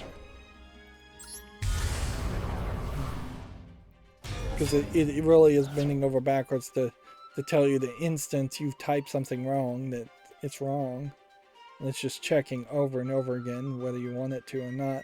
Where ideally I would want to write code in a void and then try and compile it later and not have it complain while I'm halfway typing through a sentence.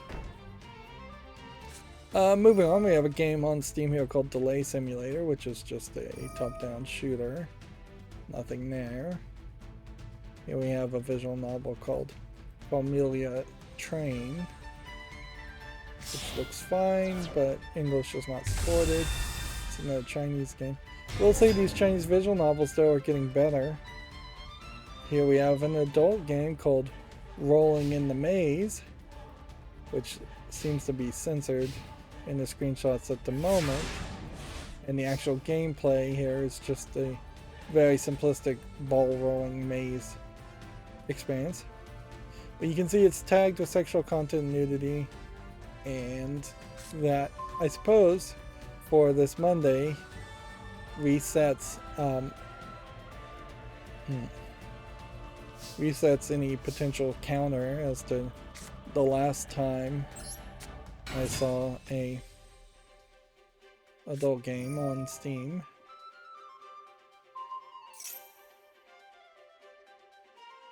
Yeah. So yeah, we're still seeing them.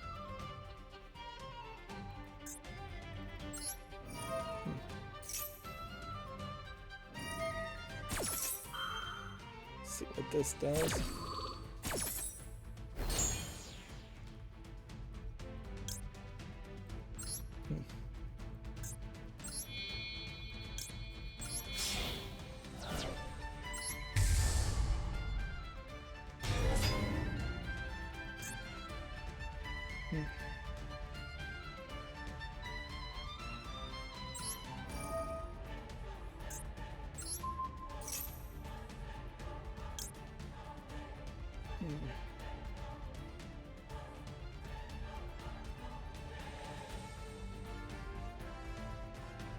Let's activate this and see what else we can do.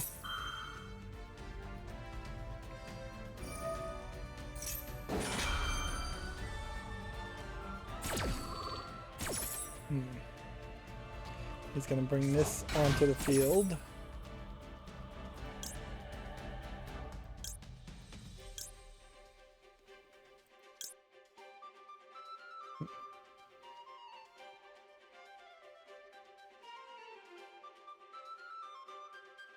Go ahead and bring this one.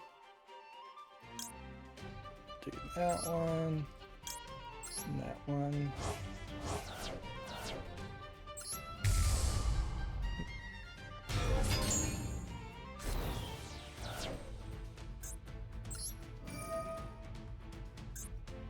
Banish that one.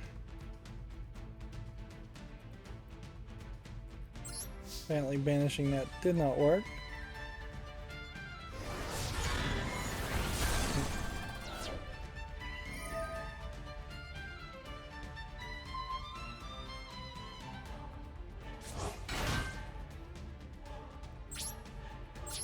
See what happens. I need to keep on moving. Here we have a game called Skyscraper Jump that looks like nothing, so we'll say nope to that. Here we have a game called Brave Simulator, which looks like a pixely dungeon crawler, but it really kind of feels like you're just on a platform going left and right. It doesn't even look like you're actually able to jump, which makes it look like a very boring game. It's also asking quite a lot at $14.99, so I'm gonna have to say no to that one.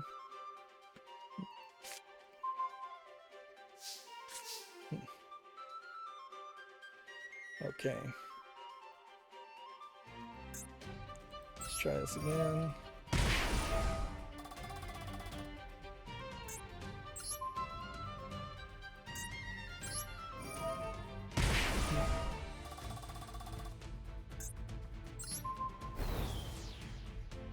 Well, I just activated 2 effects and that wrecked me.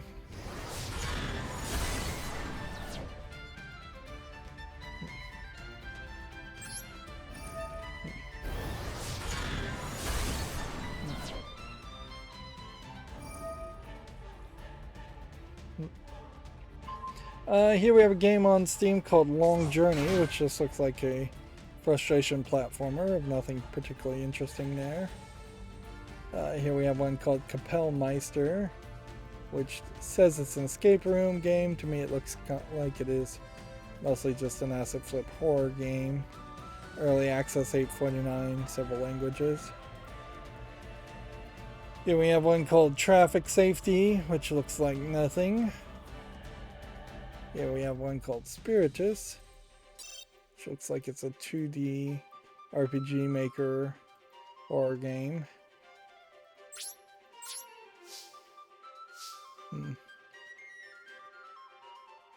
Guess I'll give Spiritus a follow just to be careful.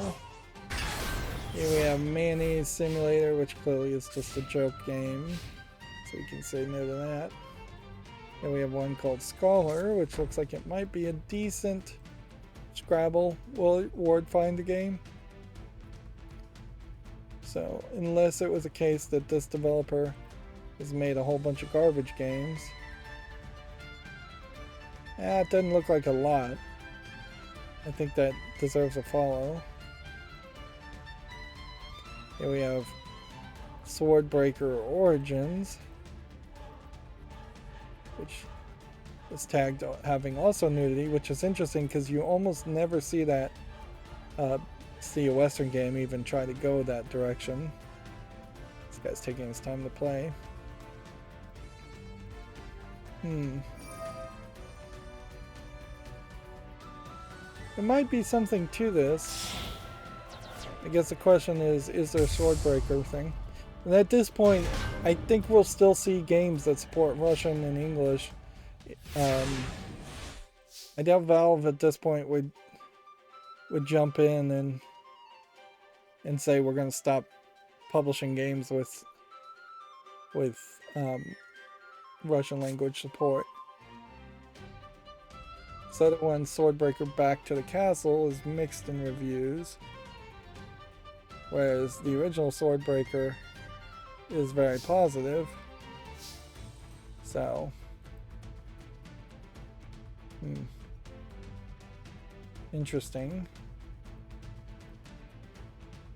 It definitely feels like it is mostly text type experience, so. And that may be the vast majority of the nudity you see in the entire game. Alright.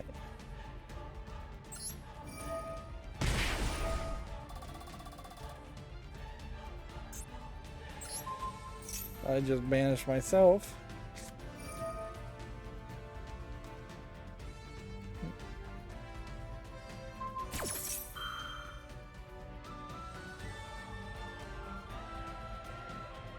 Let's see if we can do something here. Let's do that. Yeah. Discard this one. Let's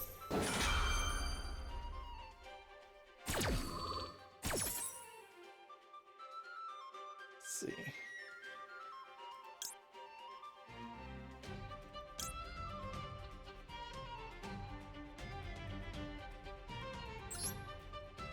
Just gotta take this, this, and this.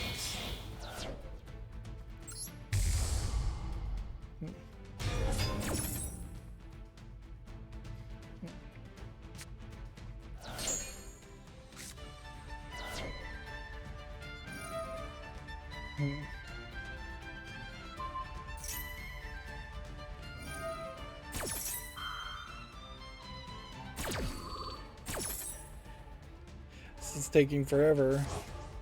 And that feels like that was a chain on top of a chain, which seems weird. I guess you can do that.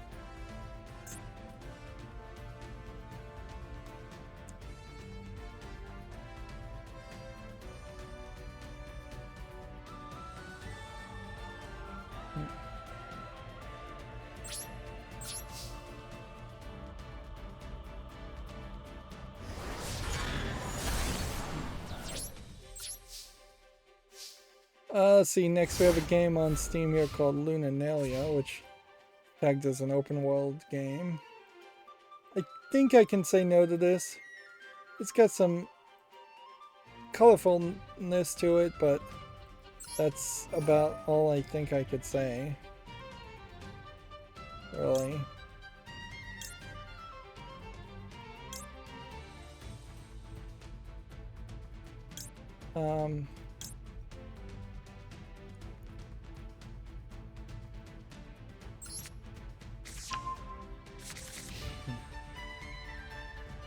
Yeah, otherwise it doesn't look good enough. Here we have a game called Drift Type C, which just looks like a racing game of not quite enough polish to matter.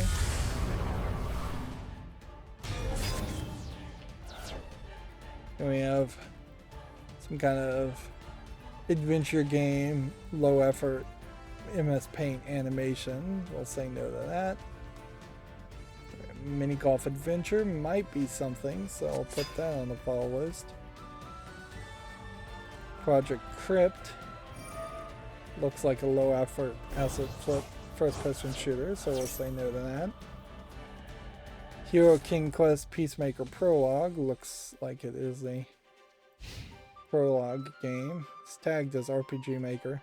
What's funny is that at this point it is the creators of the games that are using the RPG Maker tags, not people who have seen these games, because these games are brand new when I look at them. This is a Chinese game. It doesn't look absolutely awful. I could see something like this working. I don't even know why you'd use the RPG Maker category though, because this gameplay style doesn't really strike me as what you'd expect from an RPG Maker game.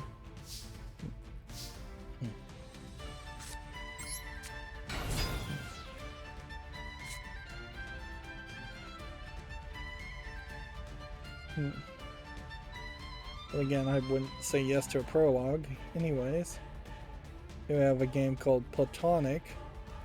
It is an odd name for a game. Looks like a puzzle game. Looks a lot like that game. I forget the name of the game. The Witness? Yeah. Looks a lot like that, so I'll put that on the follow list to see if people like it. Here we have Molecule Make Lab, which, yeah, I don't know if I'd ever say yes to a molecular making game, but I might say yes to something like that. Opus Magnum really frustrated me for pretending like it was a programming game and not really being much of a programming game, and then pretending like there was any kind of science or logic around its alchemy gameplay system when there really wasn't much around that either.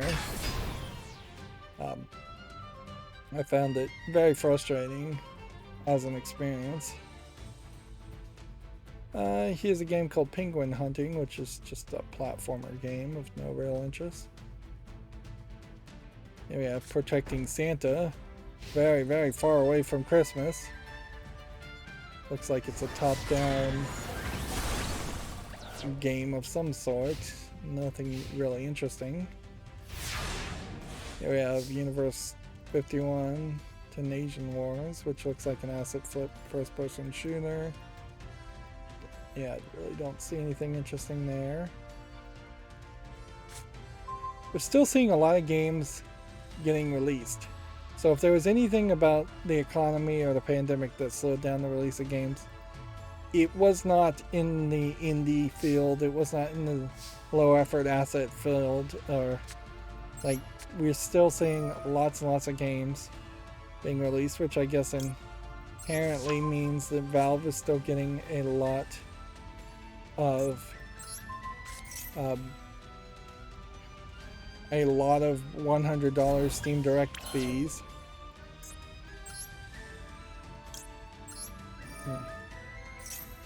This gets brought back, I might actually win here.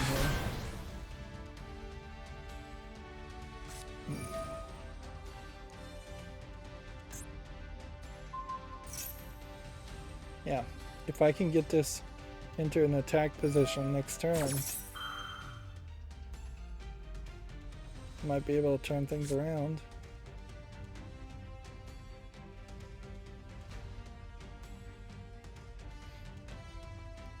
Here we have a game on Steam called Sonderdu. I don't know how you pronounce an L with a line through it.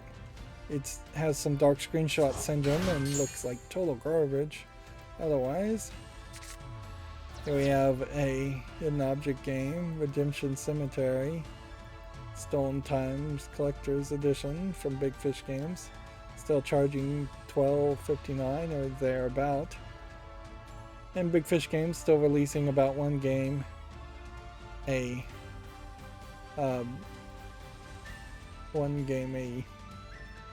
week or so.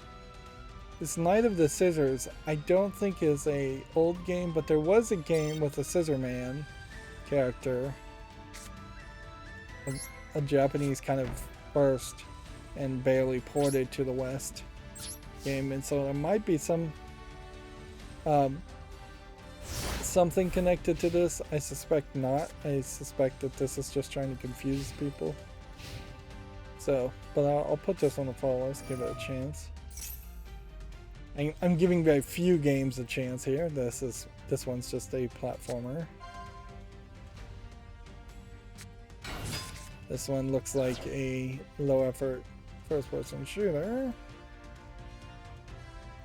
Escape to dark tunnels. We'd go through these slightly faster if these tabs were not being put to sleep to save RAM, obviously.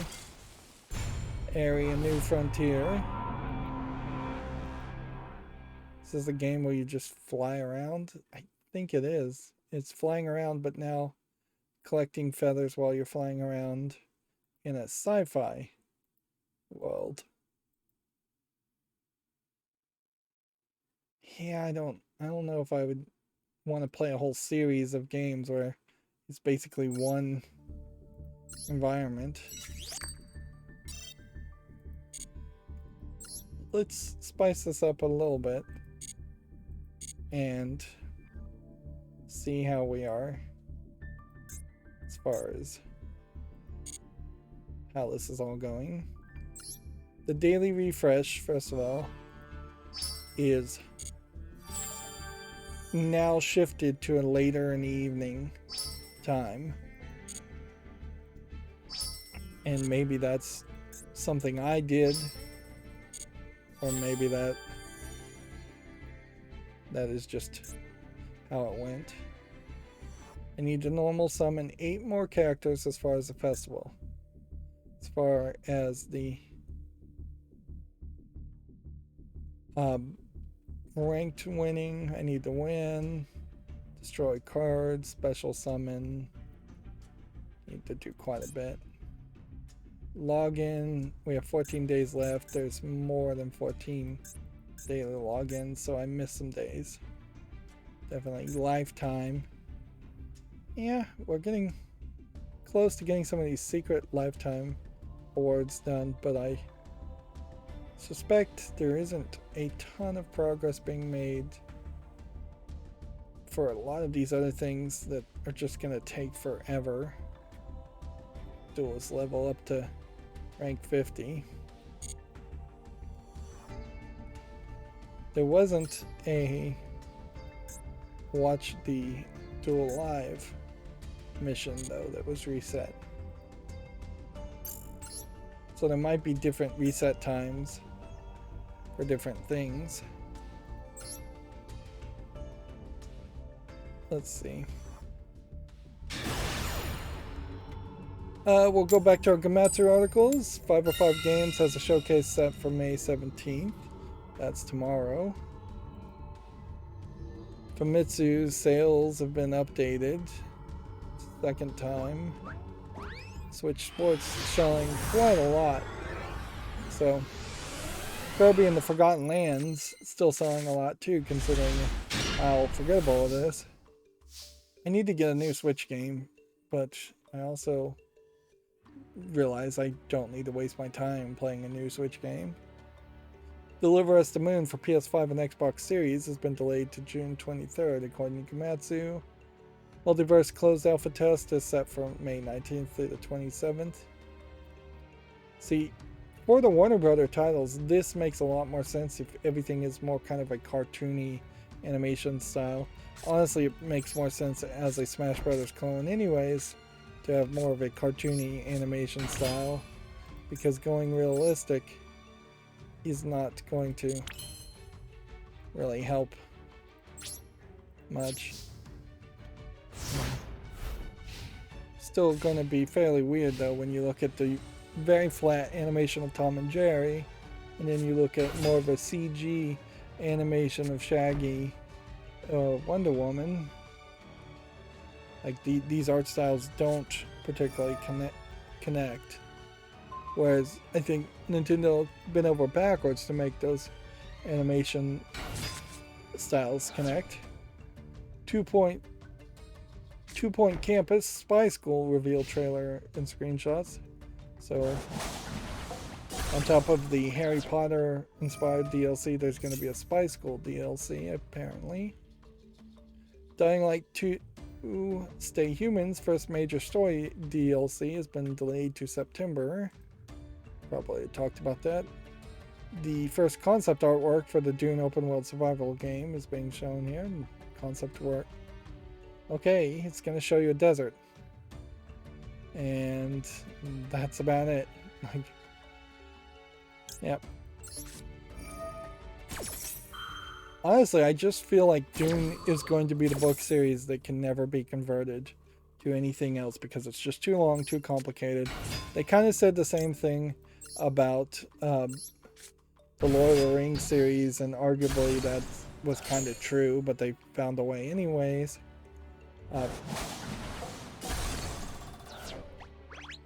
Oh yeah, speaking of Lord of the Rings, Amazon Prime has their whole Lord of the Rings thing that's coming out.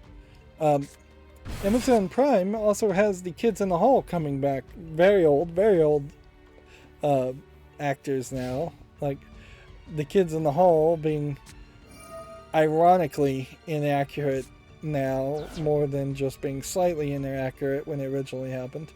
Oddly too, Lorne Michaels is the executive producer of this, so it's the guy in charge of Saturday Night Live bringing back the Kids in the Hall. Like, he may have been involved in the original Kids in the Hall.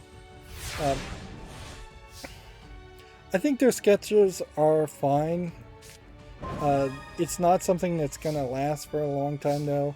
I think they're too old, and I don't have enough writing to come out with more than 12 episodes a season, and then a year and a half of break in between each season at most, as they're just going to constantly get older.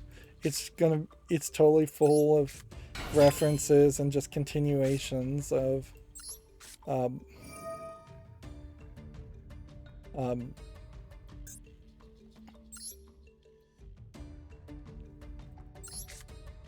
it's gonna be like not not really anything that's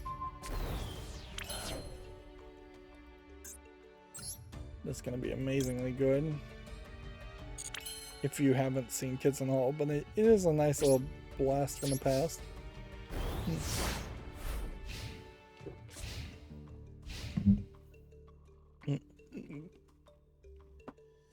The thing I would say is the Kids in the Hall and comedy troupes like that are something that would not have lasted if they had just been constantly trying to do things, do the same jokes. In comparison, if you look at the Triumvirate series on Netflix, that's Michael Myers doing Michael Myers comedy and just looking way too old to even be an actor. He should have not been a character in the show at all. He should have been a writer or producer in the background, and he should have let someone else do it. And it just screams vanity project, really, that he would even cast himself. But his comedy is not doing anything different. It's just doing the same thing over and over again. And the kids in the Hall are, I think, doing slightly different things, and taking archetypes and characters that they had established in the original series and putting it in a modern light and trying to modernize themselves, even though they are incredibly old, and they admit they are incredibly old as a joke. But I would also say, compared to the Triumvirate, and this has nothing to do with video games, I'm just talking about things I watched over the past couple of weeks. The Triumvirate is all about Michael Myers being the main character and very few other characters or actors even being allowed to shine, whereas every here now and there you'll see them bring in a new actor or actress in the Kids in the Hall skits and trying to include new younger people, which is what they should be doing. And it's very admirable considering how the original Kids in the Hall was all of the actors. Well, at least now I know if I lose, I'll lose a rank.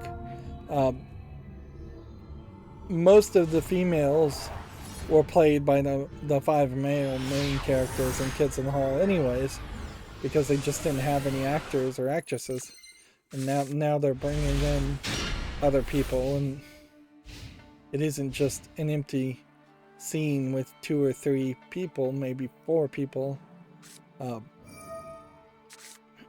as it was. It would be a lot.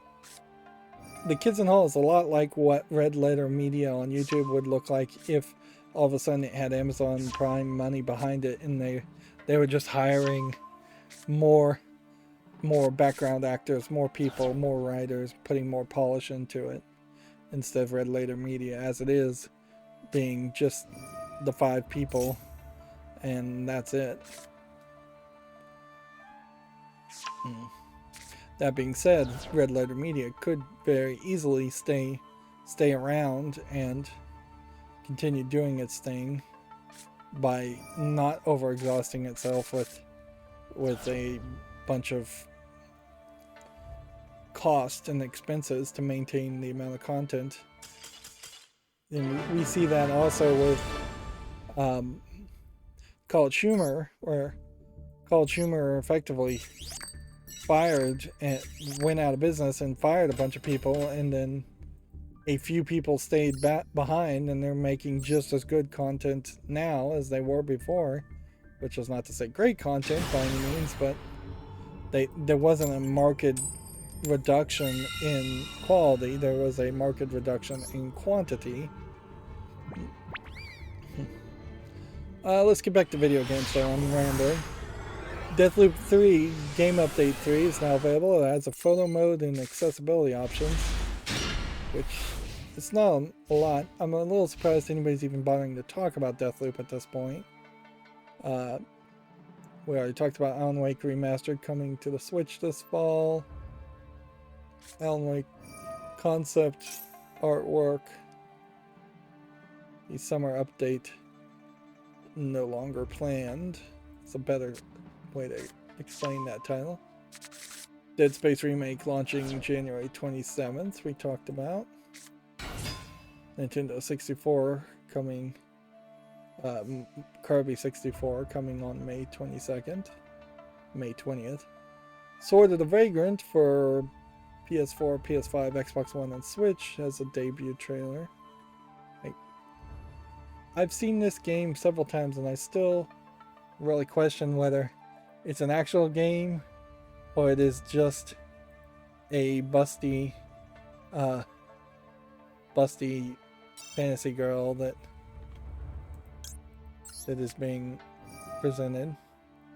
It may very well be why not both, in that there is an actual story and an actual game here, and you get to play as a busty, scantily clad fantasy girl. It does really look like there is gameplay here. Hack and slash side-scrolling gameplay, which we don't have a ton of games like that. This is a genre that probably should have more relevancy and just come back into the common vernacular as types of games. If half of the visual novel games could come out with some kind of hack and slash maker that was the equivalent of RPG Maker, or if half of the RPG games could come out and be hack and slash games with side scrolling, that might work fairly well too.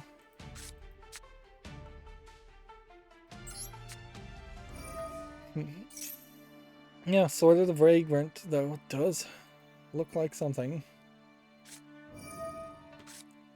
Let's see, King of Fighters 15 DLC characters launch May 17th. 3 uninteresting to my visuals masculine tough guys.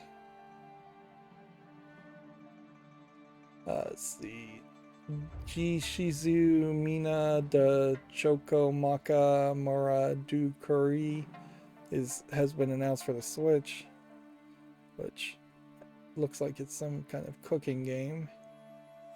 They're calling it a simulator game. Right. Let's go do this. Is that the only thing I can do?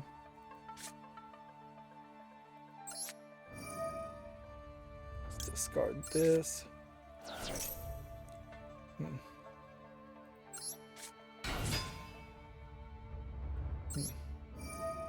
Activate this.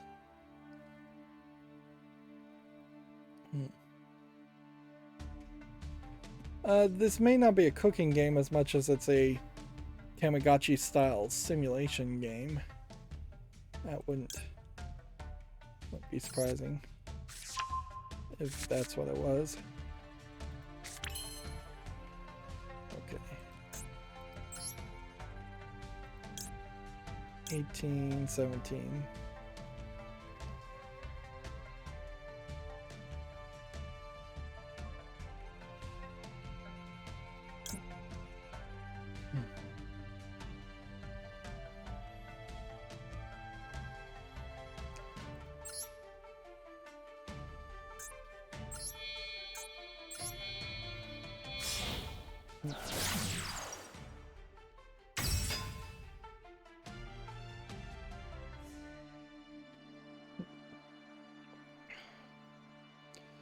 Let's see, MiHoYo announced the urban fantasy RPG Zenless Zone Zero for PC iOS.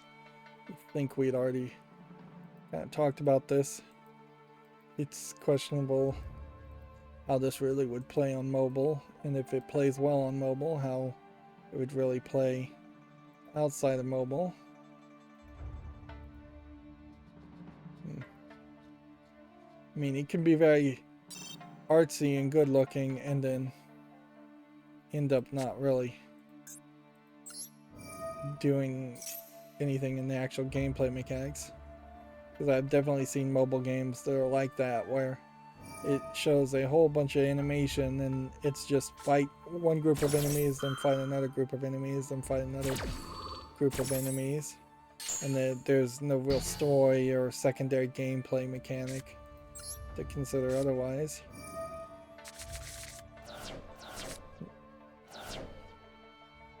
And if anything, I hope the message didn't get sent to gameplay developers that they could just make very pretty mobile games and that would be enough to sell.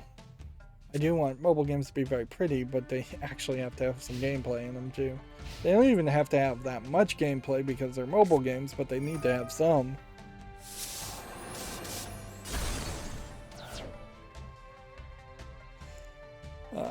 Let's see. We already talked about Fist launching July 14th in Japan. Grim Grimoire once more has its third trailer. Let me look at that.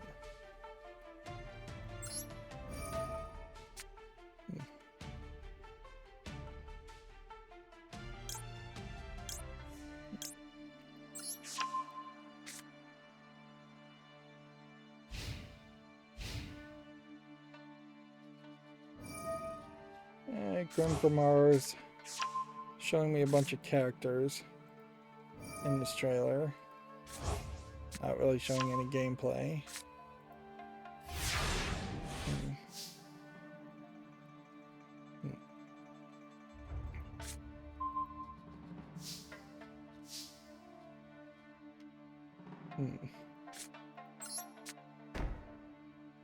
Darn it. Nope, this will still work.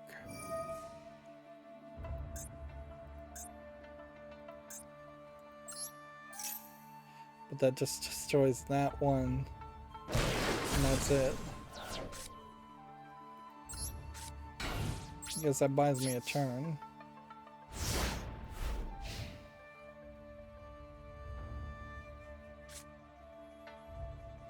Let's see, we have Magician's Dead, Force of the Soul, delayed to winter in Japan.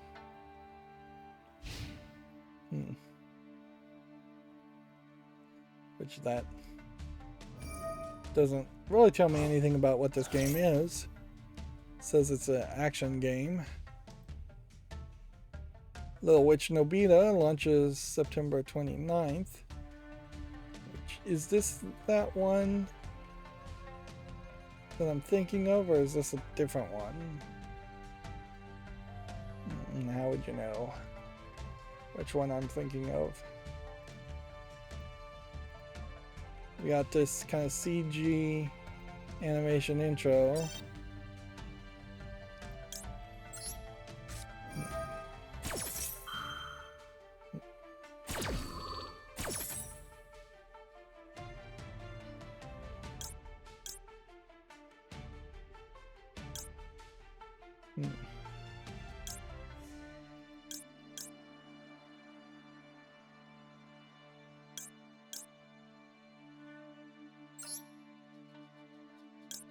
Yeah, if I summon all of these, actually, just put all of these in attack position, this is going to have me summon something from that anyways.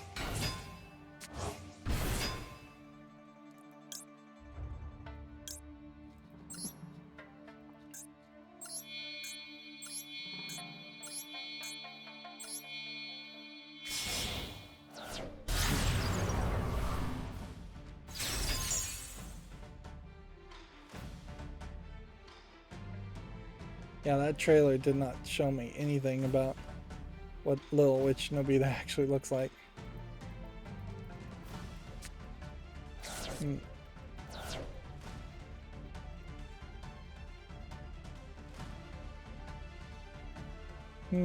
Quite a few lewd screenshots or art coming along with the special edition, it looks like. One of the special editions. More than you normally would see.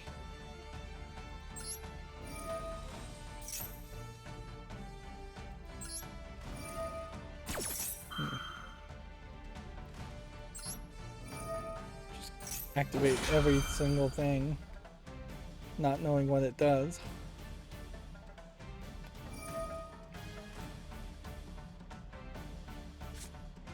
Let's see. Reverse Collapse, codename Bakery. Just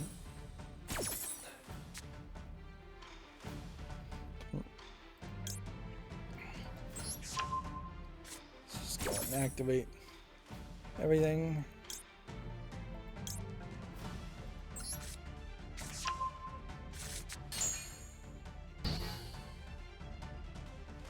Alright. Let's see. Reverse Collapse, codename Bakery, CG and gameplay mechanics trailers. This looks like it's a game where you shoot. That's the CG trailer. Gameplay mechanics trailer, the more interesting part. Actual gameplay looks like this. And this is kind of a consistent problem with games, not just Japanese games, although sometimes Japanese games tend to do it a little bit more often. But you have here very much a strategy placement, RPG experience, and then the trailer and the animation makes it look like it is going to be a fully animated, fully voiced AAA experience, and it's just nowhere close to that. Just summon this. This guy's just taking forever to decide to let me do anything.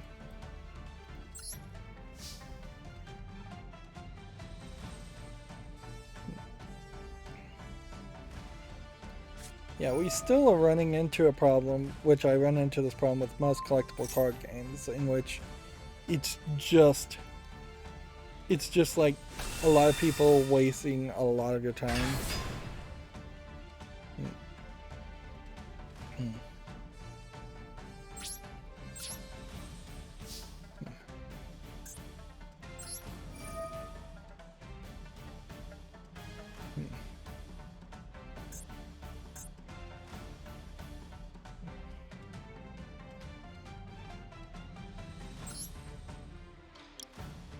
Let's see what we do here. 2, 3, 4.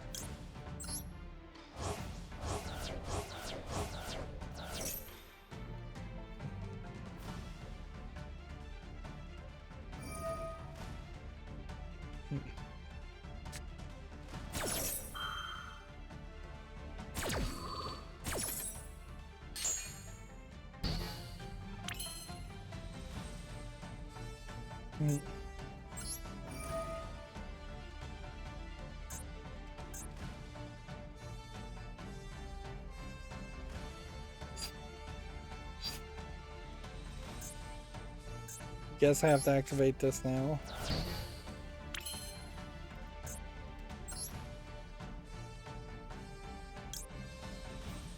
Yeah. You know what? Just end the turn. Just let him win. Just don't waste your time on it. Trying to burn through this. It's been 3 hours already. Like, Novik announced a mystery adventure game called Project Codename M for PS4, Switch, and PC. Which there might be something interesting to this. This art style definitely looks different. Again, more of that early Chinese animation style. Or old school Chinese animation styles, kind of what I would call it. Arguably, I'm being generous by calling it an old school Chinese animation style when it more than likely is just an old school Japanese animation style, but whatever. We'll give it we'll give it a whirl with that descriptor. Maybe I'll just bring it down to old school Asian animation style. That might be better accuracy. Let's see, the Wonder Boy collection launches June 3rd. Fire Emblem Warriors, Three Hopes, Kingdoms of Fairgas trailer is available on Gametsu if you want to check it out. Nickelodeon All-Star Brawl as Genie, which is him, Q Neutron, and Rocco. So they're adding characters. Rabbids Party of Legends is coming to the West for PS4, Xbox One, Switch, and Stadia on June 30th.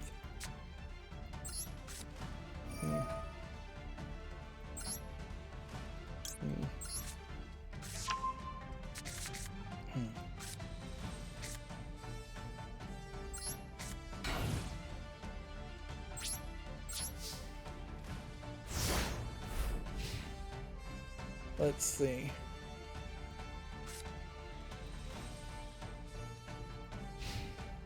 Then that gets us back to games that came out on Steam. Arrival of the Beast here looks like nothing of interest. I only have about 10 of these. We have a game called The Hole, which doesn't look that interesting. See, of course, I ran the macro a second time, so this is all just stuff from Friday. Vox Machina needs to be on the follow list. Looks like it's a mech VR game. Maybe you don't have to play in VR. Away to Die doesn't look like anything of interest.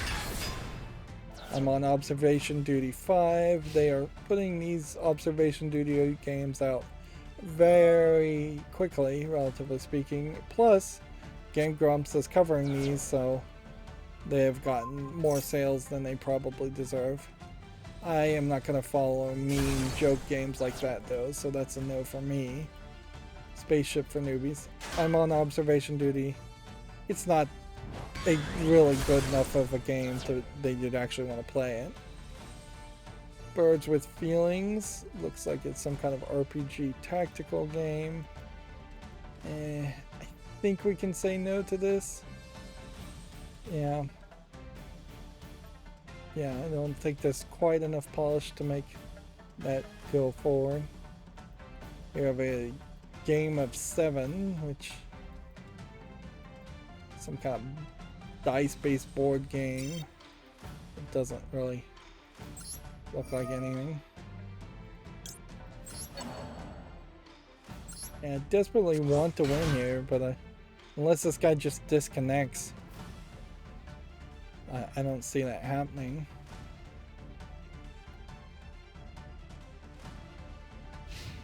Here we have a game called Puck Off, which violent hockey as a concept. I can see people going for that. So I'll put that on the follow list. Gold Hunter here we can see is already mostly negative, so no reason to put that on the follow list. It really looks like it's probably just an asset flip of a forest.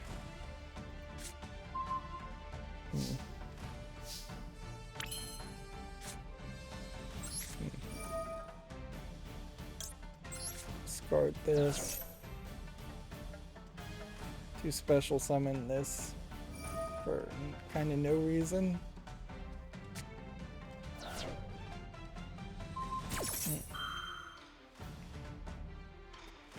Let's see, here we have a game called Age of Valacas Vietnam, which I don't think anybody wants to play a Vietnam game, and this doesn't look visually polished enough to want to do that. Yeah. Let's see. Creature Discomfort. Looks like it's probably an asset flip adventure game of no real interest. Here we have a game called Collect Your Loot. Looks like it's a tower defense game of no polish. Zombie Death Quota is a blocky garbage game. We haven't seen too many blocky garbage games lately.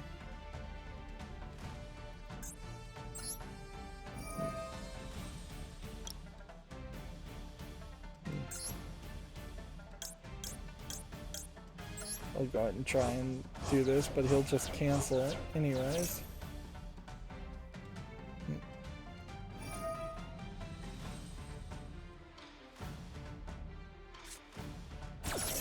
Let's see, GameDeveloper.com has some articles. Resident Evil Monster Hunter series drive record profits at Capcom. Not super surprising there, but good news. Bethesda delayed Starfield and Redfall. I guess Bethesda is publishing Redfall. There's a Q&A with Kevin Nally on the importance of lighting in Masterclass, which that's not something I imagine most people would bother to listen to. Nintendo's contract workers are speaking up about poor conditions, which I suspect that surprises a lot of people, but I kind of knew that Nintendo was treating its employees badly, particularly I think in the West, but probably they're not even treating the employees in Japan particularly well. Let's see. Konami's most profitable year ever comes courtesy of Yu-Gi-Oh! Master Duel, which is kind of surprising just in the fact of how little you can really do to spend money in Master Duel. It's kind of hard. You get a ton of free gems. Like I'm almost always have way too much.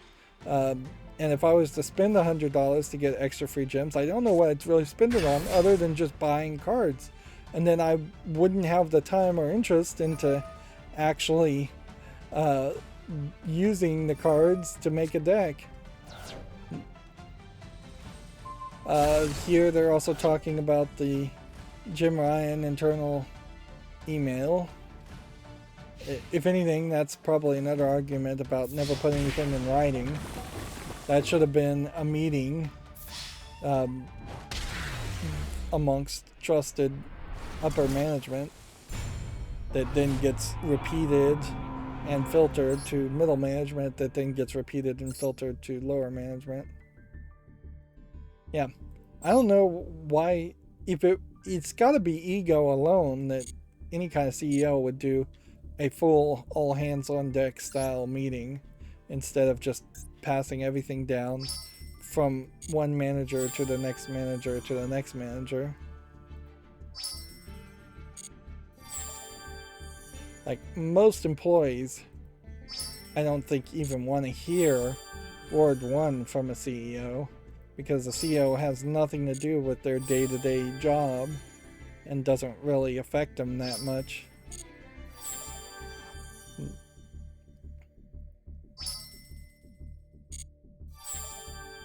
Alright. So that gets a bunch of the daily quests done. Not as many as I probably would have liked. And it did push us up a level 26. That then sends us back to focusing on the Fusion Festival. And we're up to 6,000 gems again. But you have this separate rewards tier where you want to get this mate, and you would like to get these Fusion reward tickets because those are going to be somewhat special, and you'd like to get this title, which isn't really going to be that special.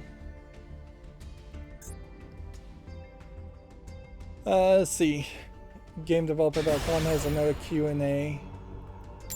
And then we've got some fall list games. Here we have a Ryan's game from March 2022, Ryan's Rescue Squad, which I think this can probably leave the fall list because if Ryan was still popular enough, there should be more than 4 reviews of it.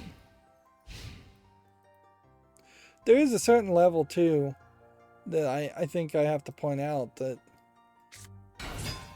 it is kind of a waste of energy to preemptively expect that your kids or kids in your life are going to like something. Like, if you're expecting out, like if you just found out you're pregnant, it's kind of a waste of energy to say, oh, they're going to be so into Lego, they're going to be so into Power Rangers, they're going to be so into this, or this. There's just too high of a chance of something else coming out and being popular. Kids might be into Minecraft 2 years from now, they might not. Each kid's different, and just popularity and fads change really fast. So particularly in video games, if I was going to try and cover a kid's game, the audience there, as far as people looking for kids games on PC on Steam, is already pretty small and maybe even smaller. And yeah, I enjoy covering the Lego games, so I do cover the Lego games, but there is kind of a decent argument to not do that and instead focus on something else.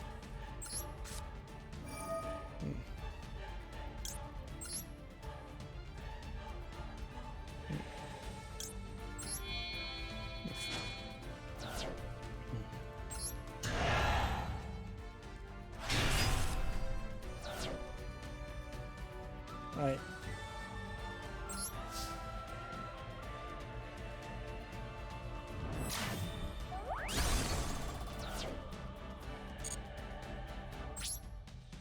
Just end the turn there, I guess.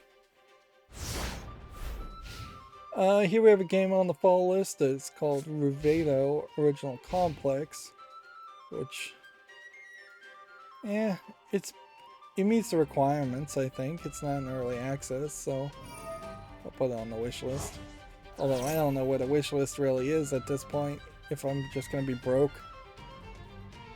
In a funny way, I'm going to end up spending money fixing a computer that then I can't afford the games for. It's going to be a Sophie's choice. This game Wrestler is overall popular. Russian Fishing 4 is mostly positive.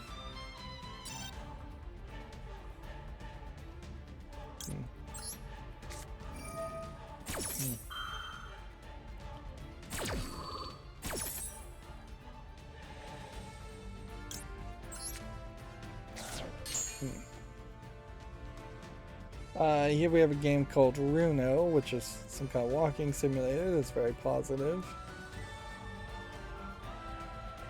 We have a game Runner, which needs to be removed from the fall list. The problem here is everything either needs to be removed or moved to the wish list.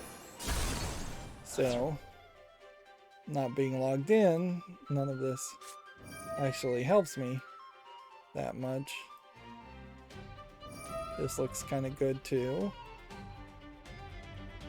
Rune Factory 4 Special definitely looks good enough to be on the wish list.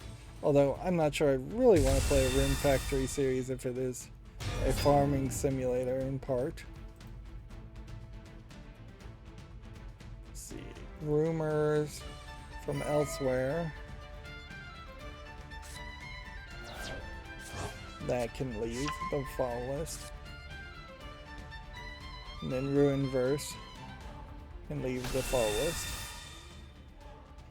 So I have to action. I have to commit an action on every single one of those. And that at 3 hours and 22 minutes just catches up to where we were, so we're back to now Video Games Chronicles. Square Enix says it still recommends Balan Wonderwind with confidence. Balan Wonderworld, following the Naka lawsuit. I imagine in the lawsuit they probably said something like that. The ousted director recently said it was a true disgrace Balan was released in its current state. Which at a certain level, that's all they could say and would say, though, is that they recommend it with confidence.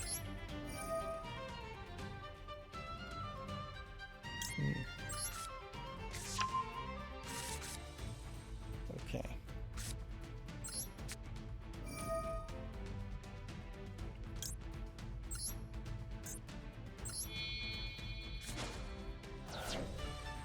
I guess maybe if I had done this, I could have summoned this.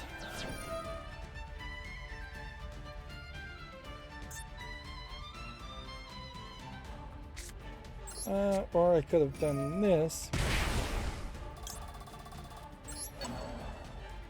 Yeah. Had I summoned that, I could have then used the spell to summon that, then use that. But I didn't, so I'm gonna lose. Let's see. The US NPD says Switch surpasses PS4 sales as Elden Ring takes Vanguard's crown. Which, okay. Take that information and move on.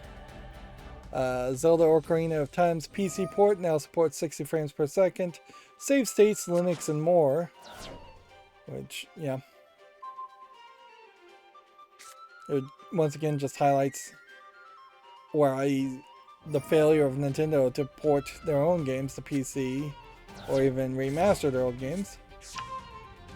Reggie Fils-Aimé doesn't think Nintendo is done with the F-Zero series, which, yeah, I imagine they will always put out one every decade or so. A week after selling its Western studios, Square Enix says it will establish or buy new ones. The company further explained its reasoning behind the studio sales.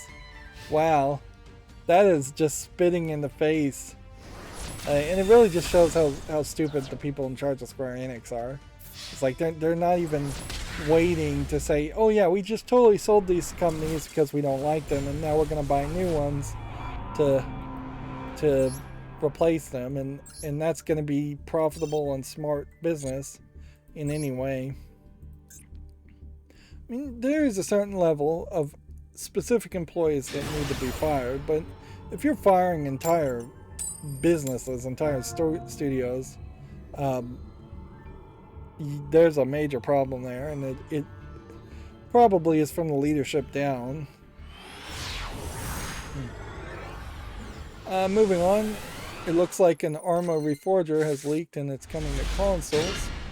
I have no idea what Arma Reforger is. This is also, we're getting to the point where Video Games Chronicles is once again just putting in videos of anything in the middle of their articles as ads.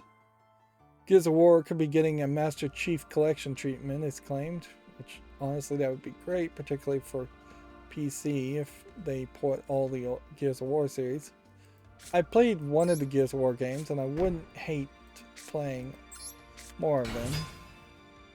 I don't know where I'm getting this magical free time, but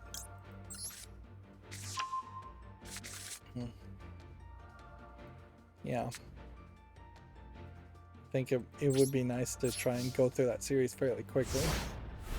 An Atlas survey is asking if it should bring Persona to Xbox, which I would heavily recommend people go out of their way to say yes to that.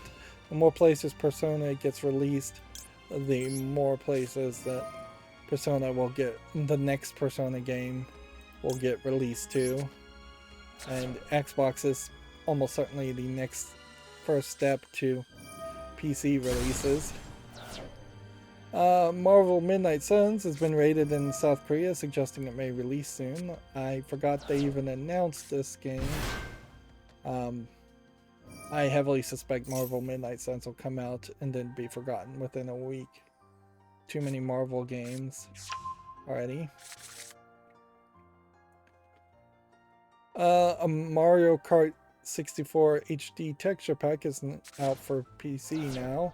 HD models, items, and more are included in the mod, which I guess that means that there was already an emulator capable of running Mario Kart 64 pretty well. I assume this would be the Dolphin port, and if anything, this really is just highlighting that all the Nintendo first-party games were written relatively with the same code, so getting one to be ported over is the first step to getting them all to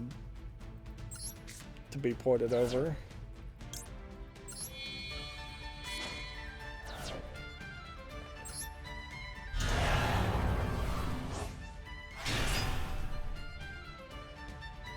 Let's see if this works. Yeah, I will say, if this is the level of graphics that it looks like, since they're not really showing the right videos here, like, Video Games Chronicles has definitely changed how they do business. now. They're definitely pushing that you watch their videos way more than they used to, and diverting the conversation halfway through their articles to make their articles longer. Which honestly, if this was an article that stopped at this sentence, which this is really the article here, by all means, just leave it at that. Visually though, if this is the HD versions of that, that does not look terrible. And I'm doomed. No, that actually looks really good. Arguably, this might look as good, if not better, than whatever Mario Kart 8 looks like right now. Apparently, a canceled Scarface 2 game has emerged online. Which, okay. I guess that's good to know. I didn't really know that there was a Scarface 1 game. Never actually sat through the movie Scarface. A lot of those movies are a little exhaustive. Like, not really my type of movie.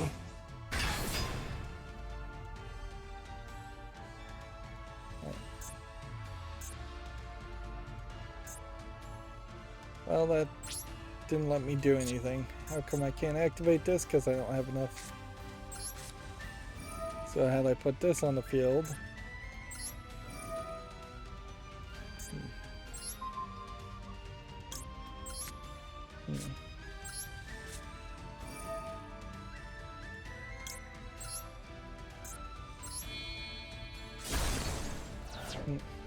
If this wins for me, I will be shocked.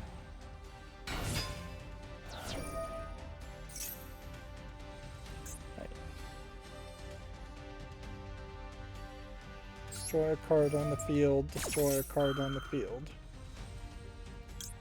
While we're at it, we'll protect.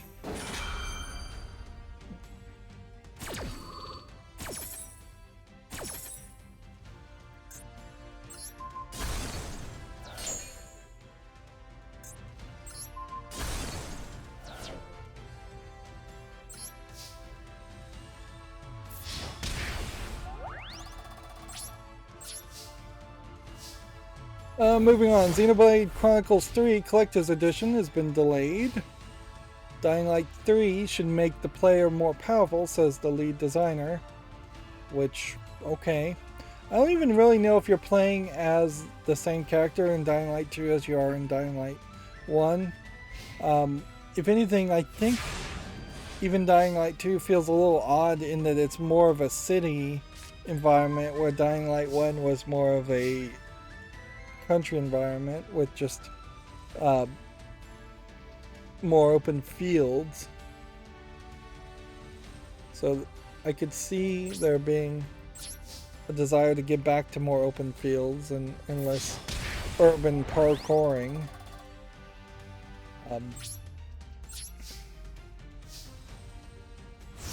I think that if you look at like Dead Island too, that was also Dead Island also was problematic in that there were not enough areas that were more open world environments, and when you got into the later sections, they really were just linear dungeons as far as where you were going.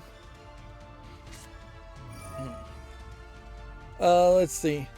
Capcom apparently changed the Street Fighter esports licensing rules after community backlash. We could have handled the situation better, says the publisher. The license agreement. The esports community was complained that the criteria was too strict, causing Capcom to make adjustments.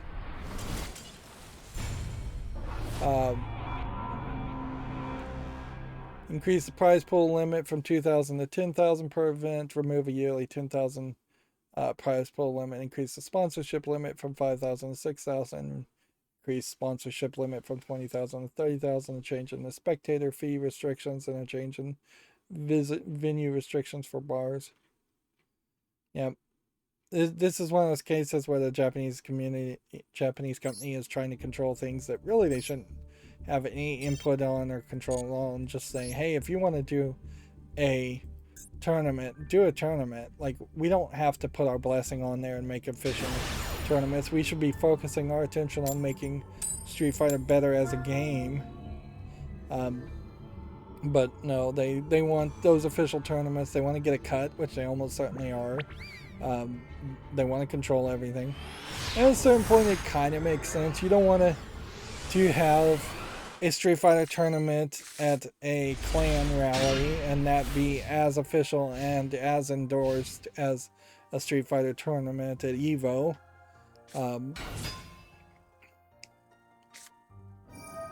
So I could see some of that making sense. Moving on, Remedy has provided updates in its in development control games, which, yeah, I expect Control 2 is going to be the same character in the same building, investigating kind of the same thing. It would be interesting if it ended up with her being in a different building or even in an open world forest. That would definitely spice things up and be recommended. But beyond that, I'm not expecting too much to change. And I found the first Control game kind of boring because nothing changed. So, like, I don't know what else would be different in a sequel. You could have the Control building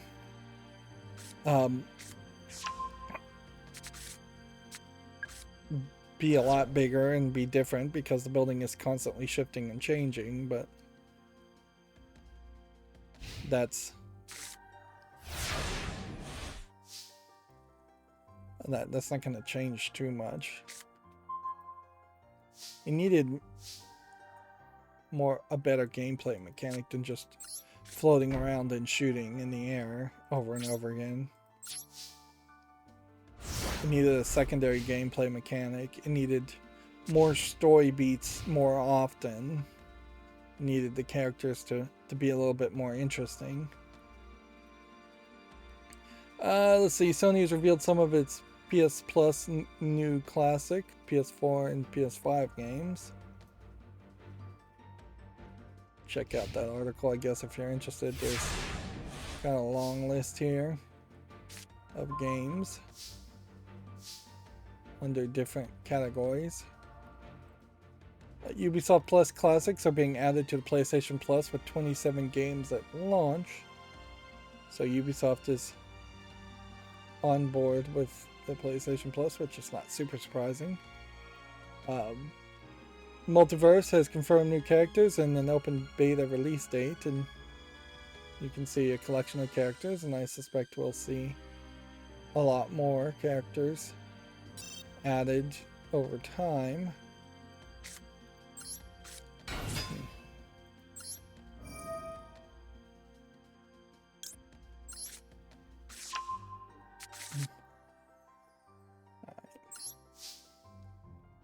So this guy is trying to summon Exodia.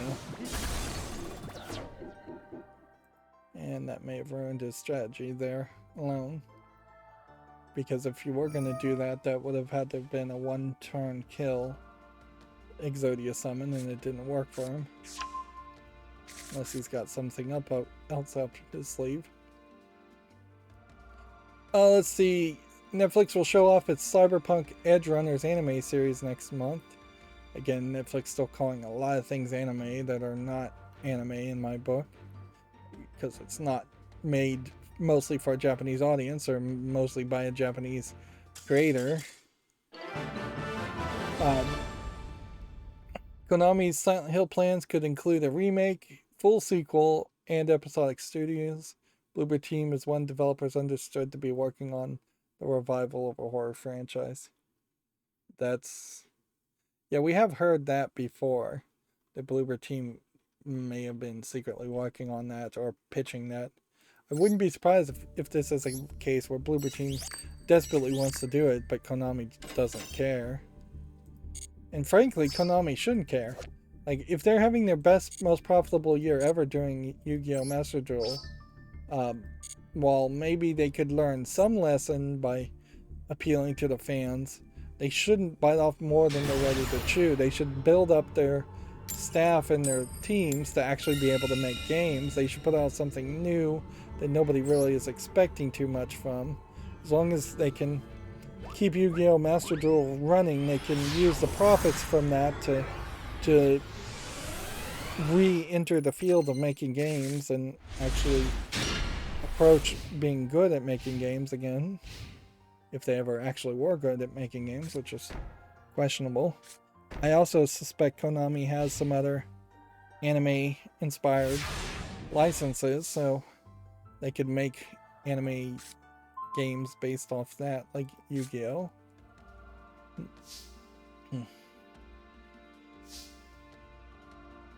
Set here. Oh, stupid. We'll just go ahead and do this.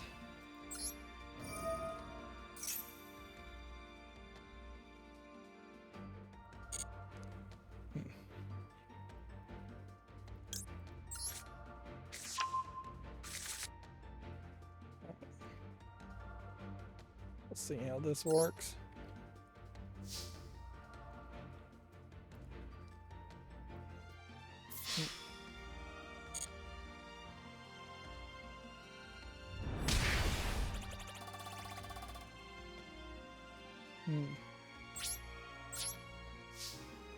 Moving on, PS5 just had its best month of the year in Europe, but Switch topped the April sales. And almost certainly all of that is just availability.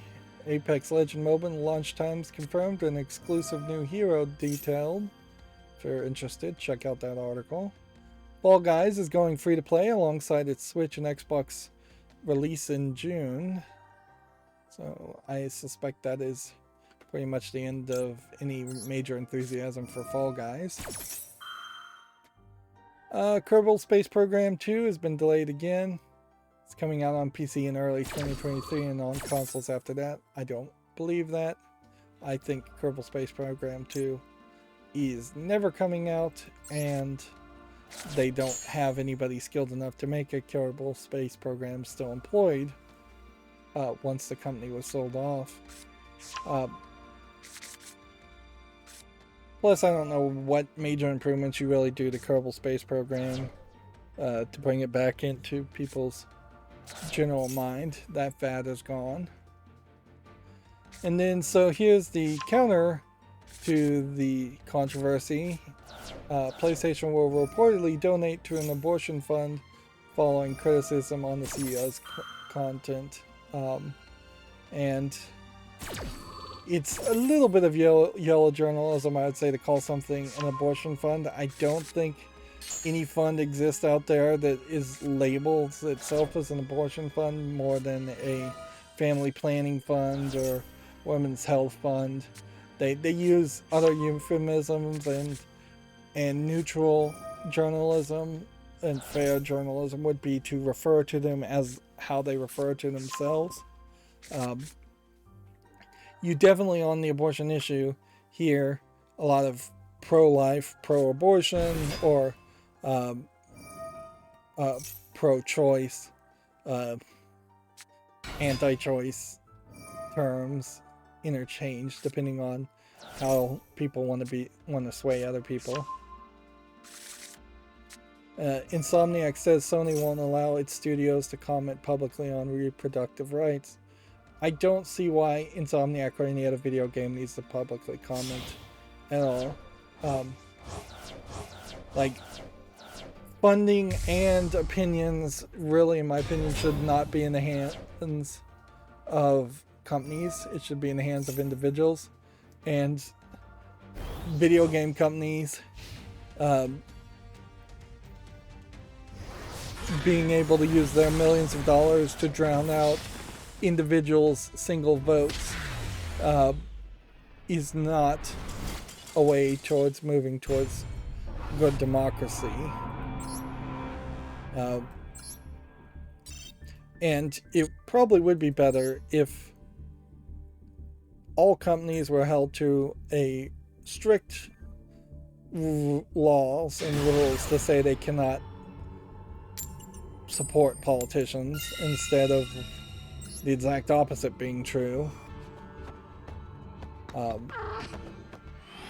Almost every single senator, congressman is in power because of corporations funding their campaigns.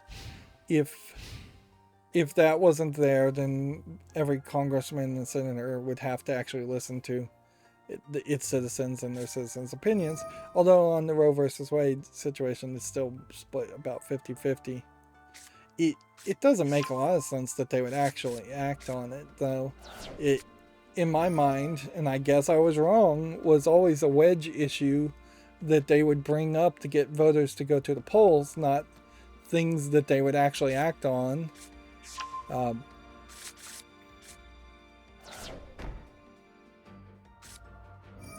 But yeah.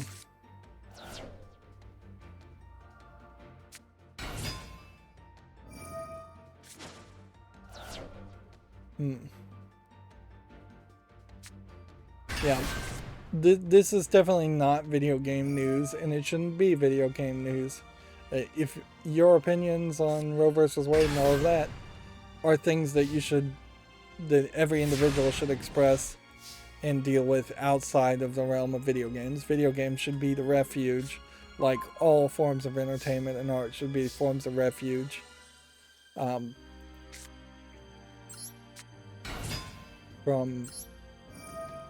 stressors like this. Yeah. You definitely, almost everybody can see that in the past few years, a lot of people are more frustrated and irate about things, and they don't have places, refuges to go to just be entertained and not have to think about something for a while. Yeah. That's not good for people's mental health, certainly. Moving on, the GTA Trilogy Definitive Edition mobile release has seemingly been delayed, which, good. Fix the PC version of the Definitive Edition, or restart and actually make a Definitive Edition instead of just a mobile port. Take-Two's bosses remains coy on the potential FIFA deal following the EA split, which I think that'd be really weird if FIFA actually managed to negotiate a different deal with a different company, because it definitely felt like they were asking for everything possible. They just wanted all the money in the world and were not negotiating in a realistic manner.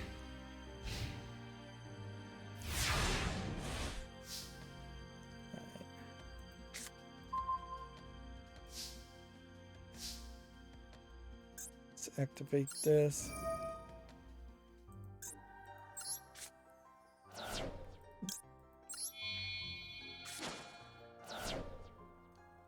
Put that face up.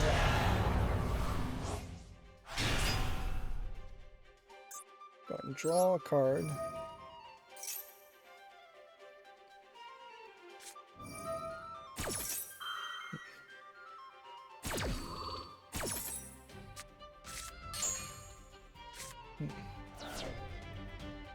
I'm screwed.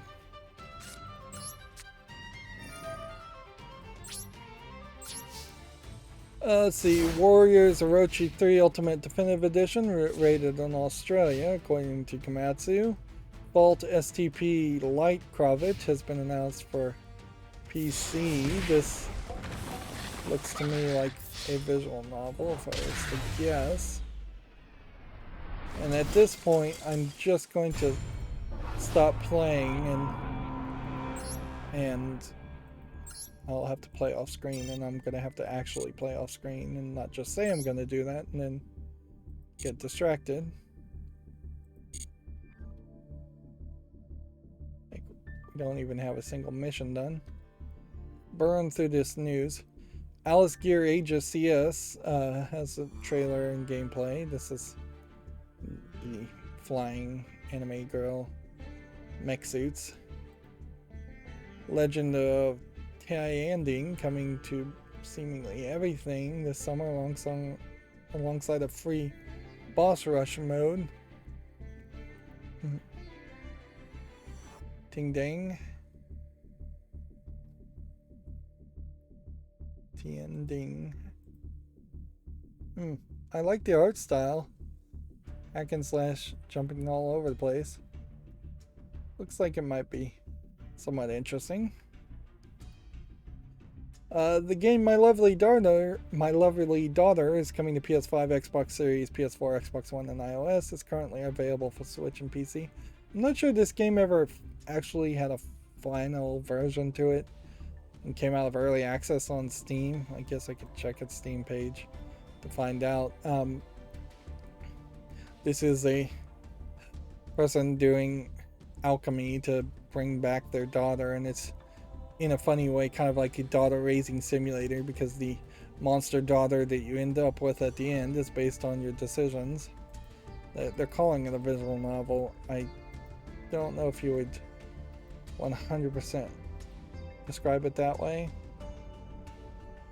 Yeah, it's not labeled as being early access.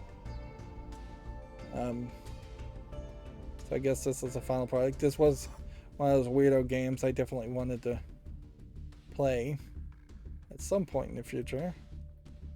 My Lovely Wife launches in June for Switch and PC. July and August for PS5, Xbox Series, PS4, Xbox One, and iOS. So I guess this is the sequel or spiritual sequel to My Lovely Daughter. Again, kind of a niche game. Yeah.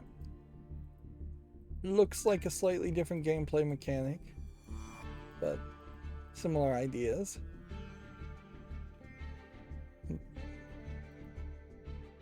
Yuppie Psycho Executive Edition is coming to PS5, Xbox Series, PS4, and Xbox One this summer. So we're starting to get some summer announcements for games. I don't think Yuppie Psycho as a game was particularly interesting enough. A game called Hazel Sky launches in June. Which, okay. That looks like that might be something. Explore a set of lonely islands on the quest to become an engineer. Why would you be exploring islands to become an engineer, I wonder? Stealth platformer The Library of Babel announced for the PS5, Xbox Series, PS4, Xbox One, Switch, and PC. So basically everything. Yeah, we're starting to get some announcements for games I'm 100% certain I haven't seen anything about. Which that's probably good news too. This looks weird and possibly interesting, because that means we're going to stop seeing repetition announcements and old announcements. Digimon Survive has some gameplay trailer here, which, let's see if we can find it. Yeah, the actual gameplay is procedural or turn-based RPG stuff. If anything, that's probably going to be the thing that convinces me not to play Digimon Survive. An IB remake adds English language support on May 17th. It first launched in Japanese on April 11th. Yeah, which seems like kind of an odd way to release things. Compile Hearts launches a Galapagos RPG Evolve, a new title teaser website. Which looks like it's just gonna be some kind of music game, if I was to guess. This week's Japanese game releases. Several lesser recognizable games. Monster Hunter Rise Sunbreak expansion has weapons trailers, if you want to check that out. New PlayStation Plus game lineup, if you want to check that out. multiverse cinematic trailer if you want to check that out. The Chant launches this fall for the PS5, Xbox Series, and PC, which is a horror action adventure game. Looks like there might be something interesting there. Is this another one of those movies in that same series of anthology games, I wonder? It might be, it might not. I forgot the name of that anthology series. We already talked about Kerbal Space Program being delayed for basically everything. I think for everything. And then we already talked about Fall Guys going free to play. Let's see. Here we have a game called Stress Test, which doesn't look that good. Here we have a game called Edgar that just looks like a platformer. Futuristic Museum. Maybe, but probably not. Here we have a Chinese RPG Maker game that doesn't support English, I'm sure. Alexandria, Port of the World. Doesn't look quite visually polished enough. Plus, Alexandria doesn't look like that now, I don't think, nor did it look like that in the old days. I don't even know if there is an Alexandria still, and there might be. Grandpa's Cheese looks like garbage. Orbital Combat looks like garbage. Simple Boxing Drills VR. Actually, maybe not a terrible thought just to go very simplistic and have some VR boxing drills.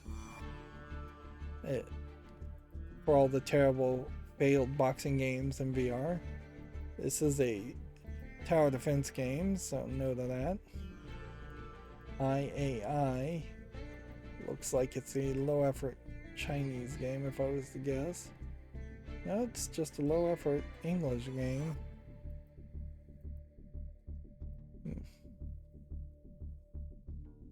Some kind of text-based timing thing.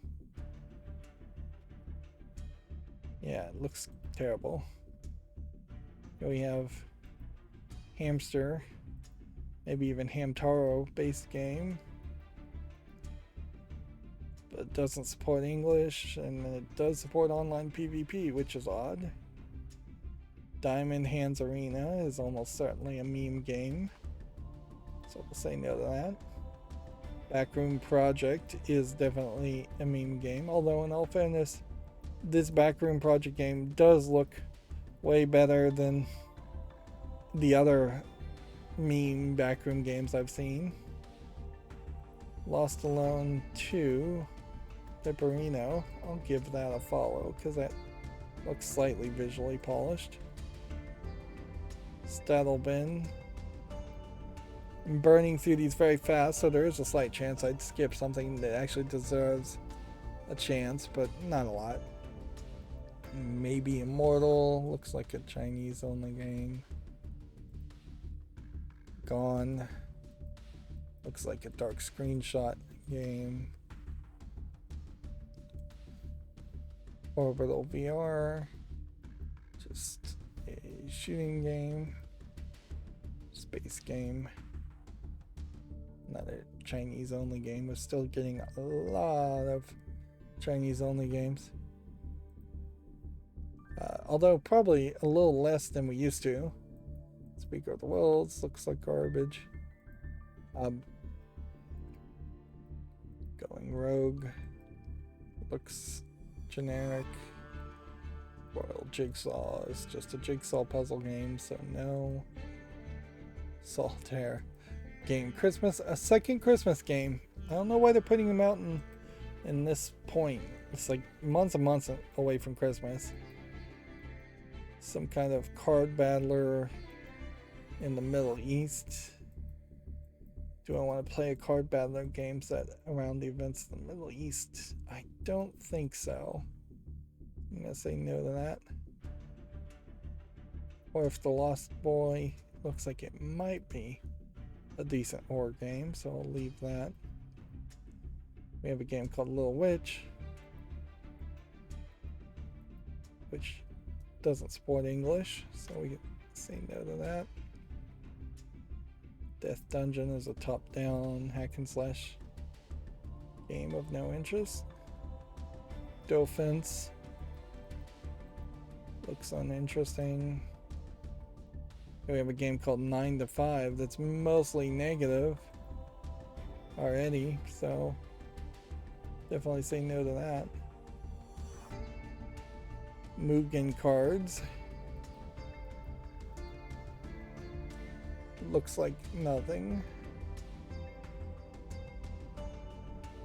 Zero grave doesn't catch my attention. Need to blink here. Sunline. There might be something to this, so I'll give it a follow. Dungeon Fall. Doesn't look interesting. Decisive Strike doesn't look interesting.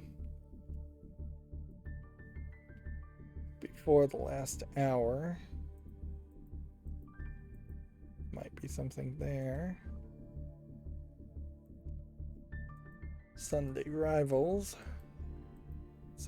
Is an American football game. There might be something to that. Kokoro Ultimate. Might be an interesting fighting game.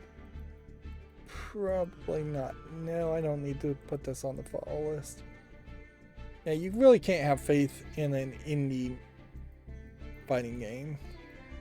One More Island is a strategy game, so I'm not interested in that. Calamity Dots.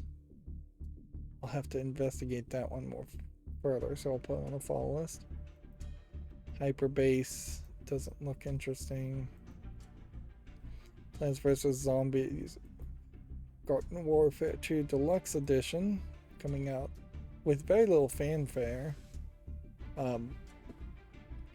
And I guess pretty cheap at $7.50. That being said, I don't know how many microtransactions you end up still having to buy on top of the deluxe edition. So I don't think I'd get into the Garden Warfare series. I don't even think I'd bother suggesting playing Plants vs. Zombies 2. Play the first game and then pretend like none of the rest of it exists. Buy Splatoon 3 instead, yeah. Pirate Fishing here doesn't look interesting.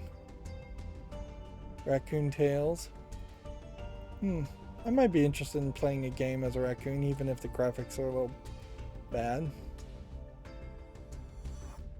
Aurora Stellar Rising. Looks like it's some kind of odd music game. It says it's a 3D fighting game. I'd have a hard time believing that.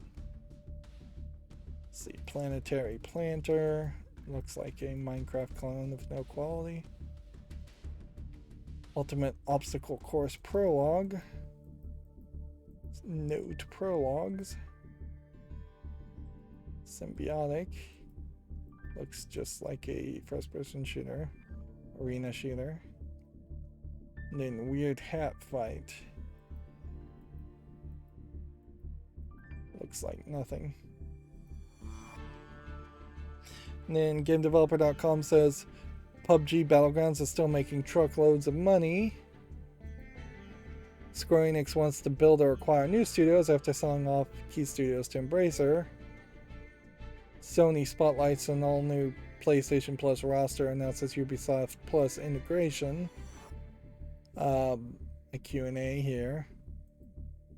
Not interested in that. Draknek launches New Voices Puzzle Grant to support underrepresented developers. That's an interesting question as to who, as a game developer, really is underrepresented. Because it's so few people anyways. Getting any percentage is going to be viewed off. Sony preps abortion rights donation after the backlash. We had already heard about that. Fall Guys going free to play. And then Take-Two selling 165 million copies.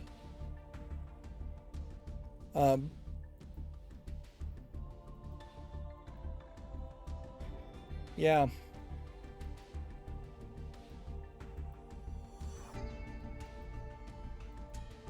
It's a weird situation, particularly in game development,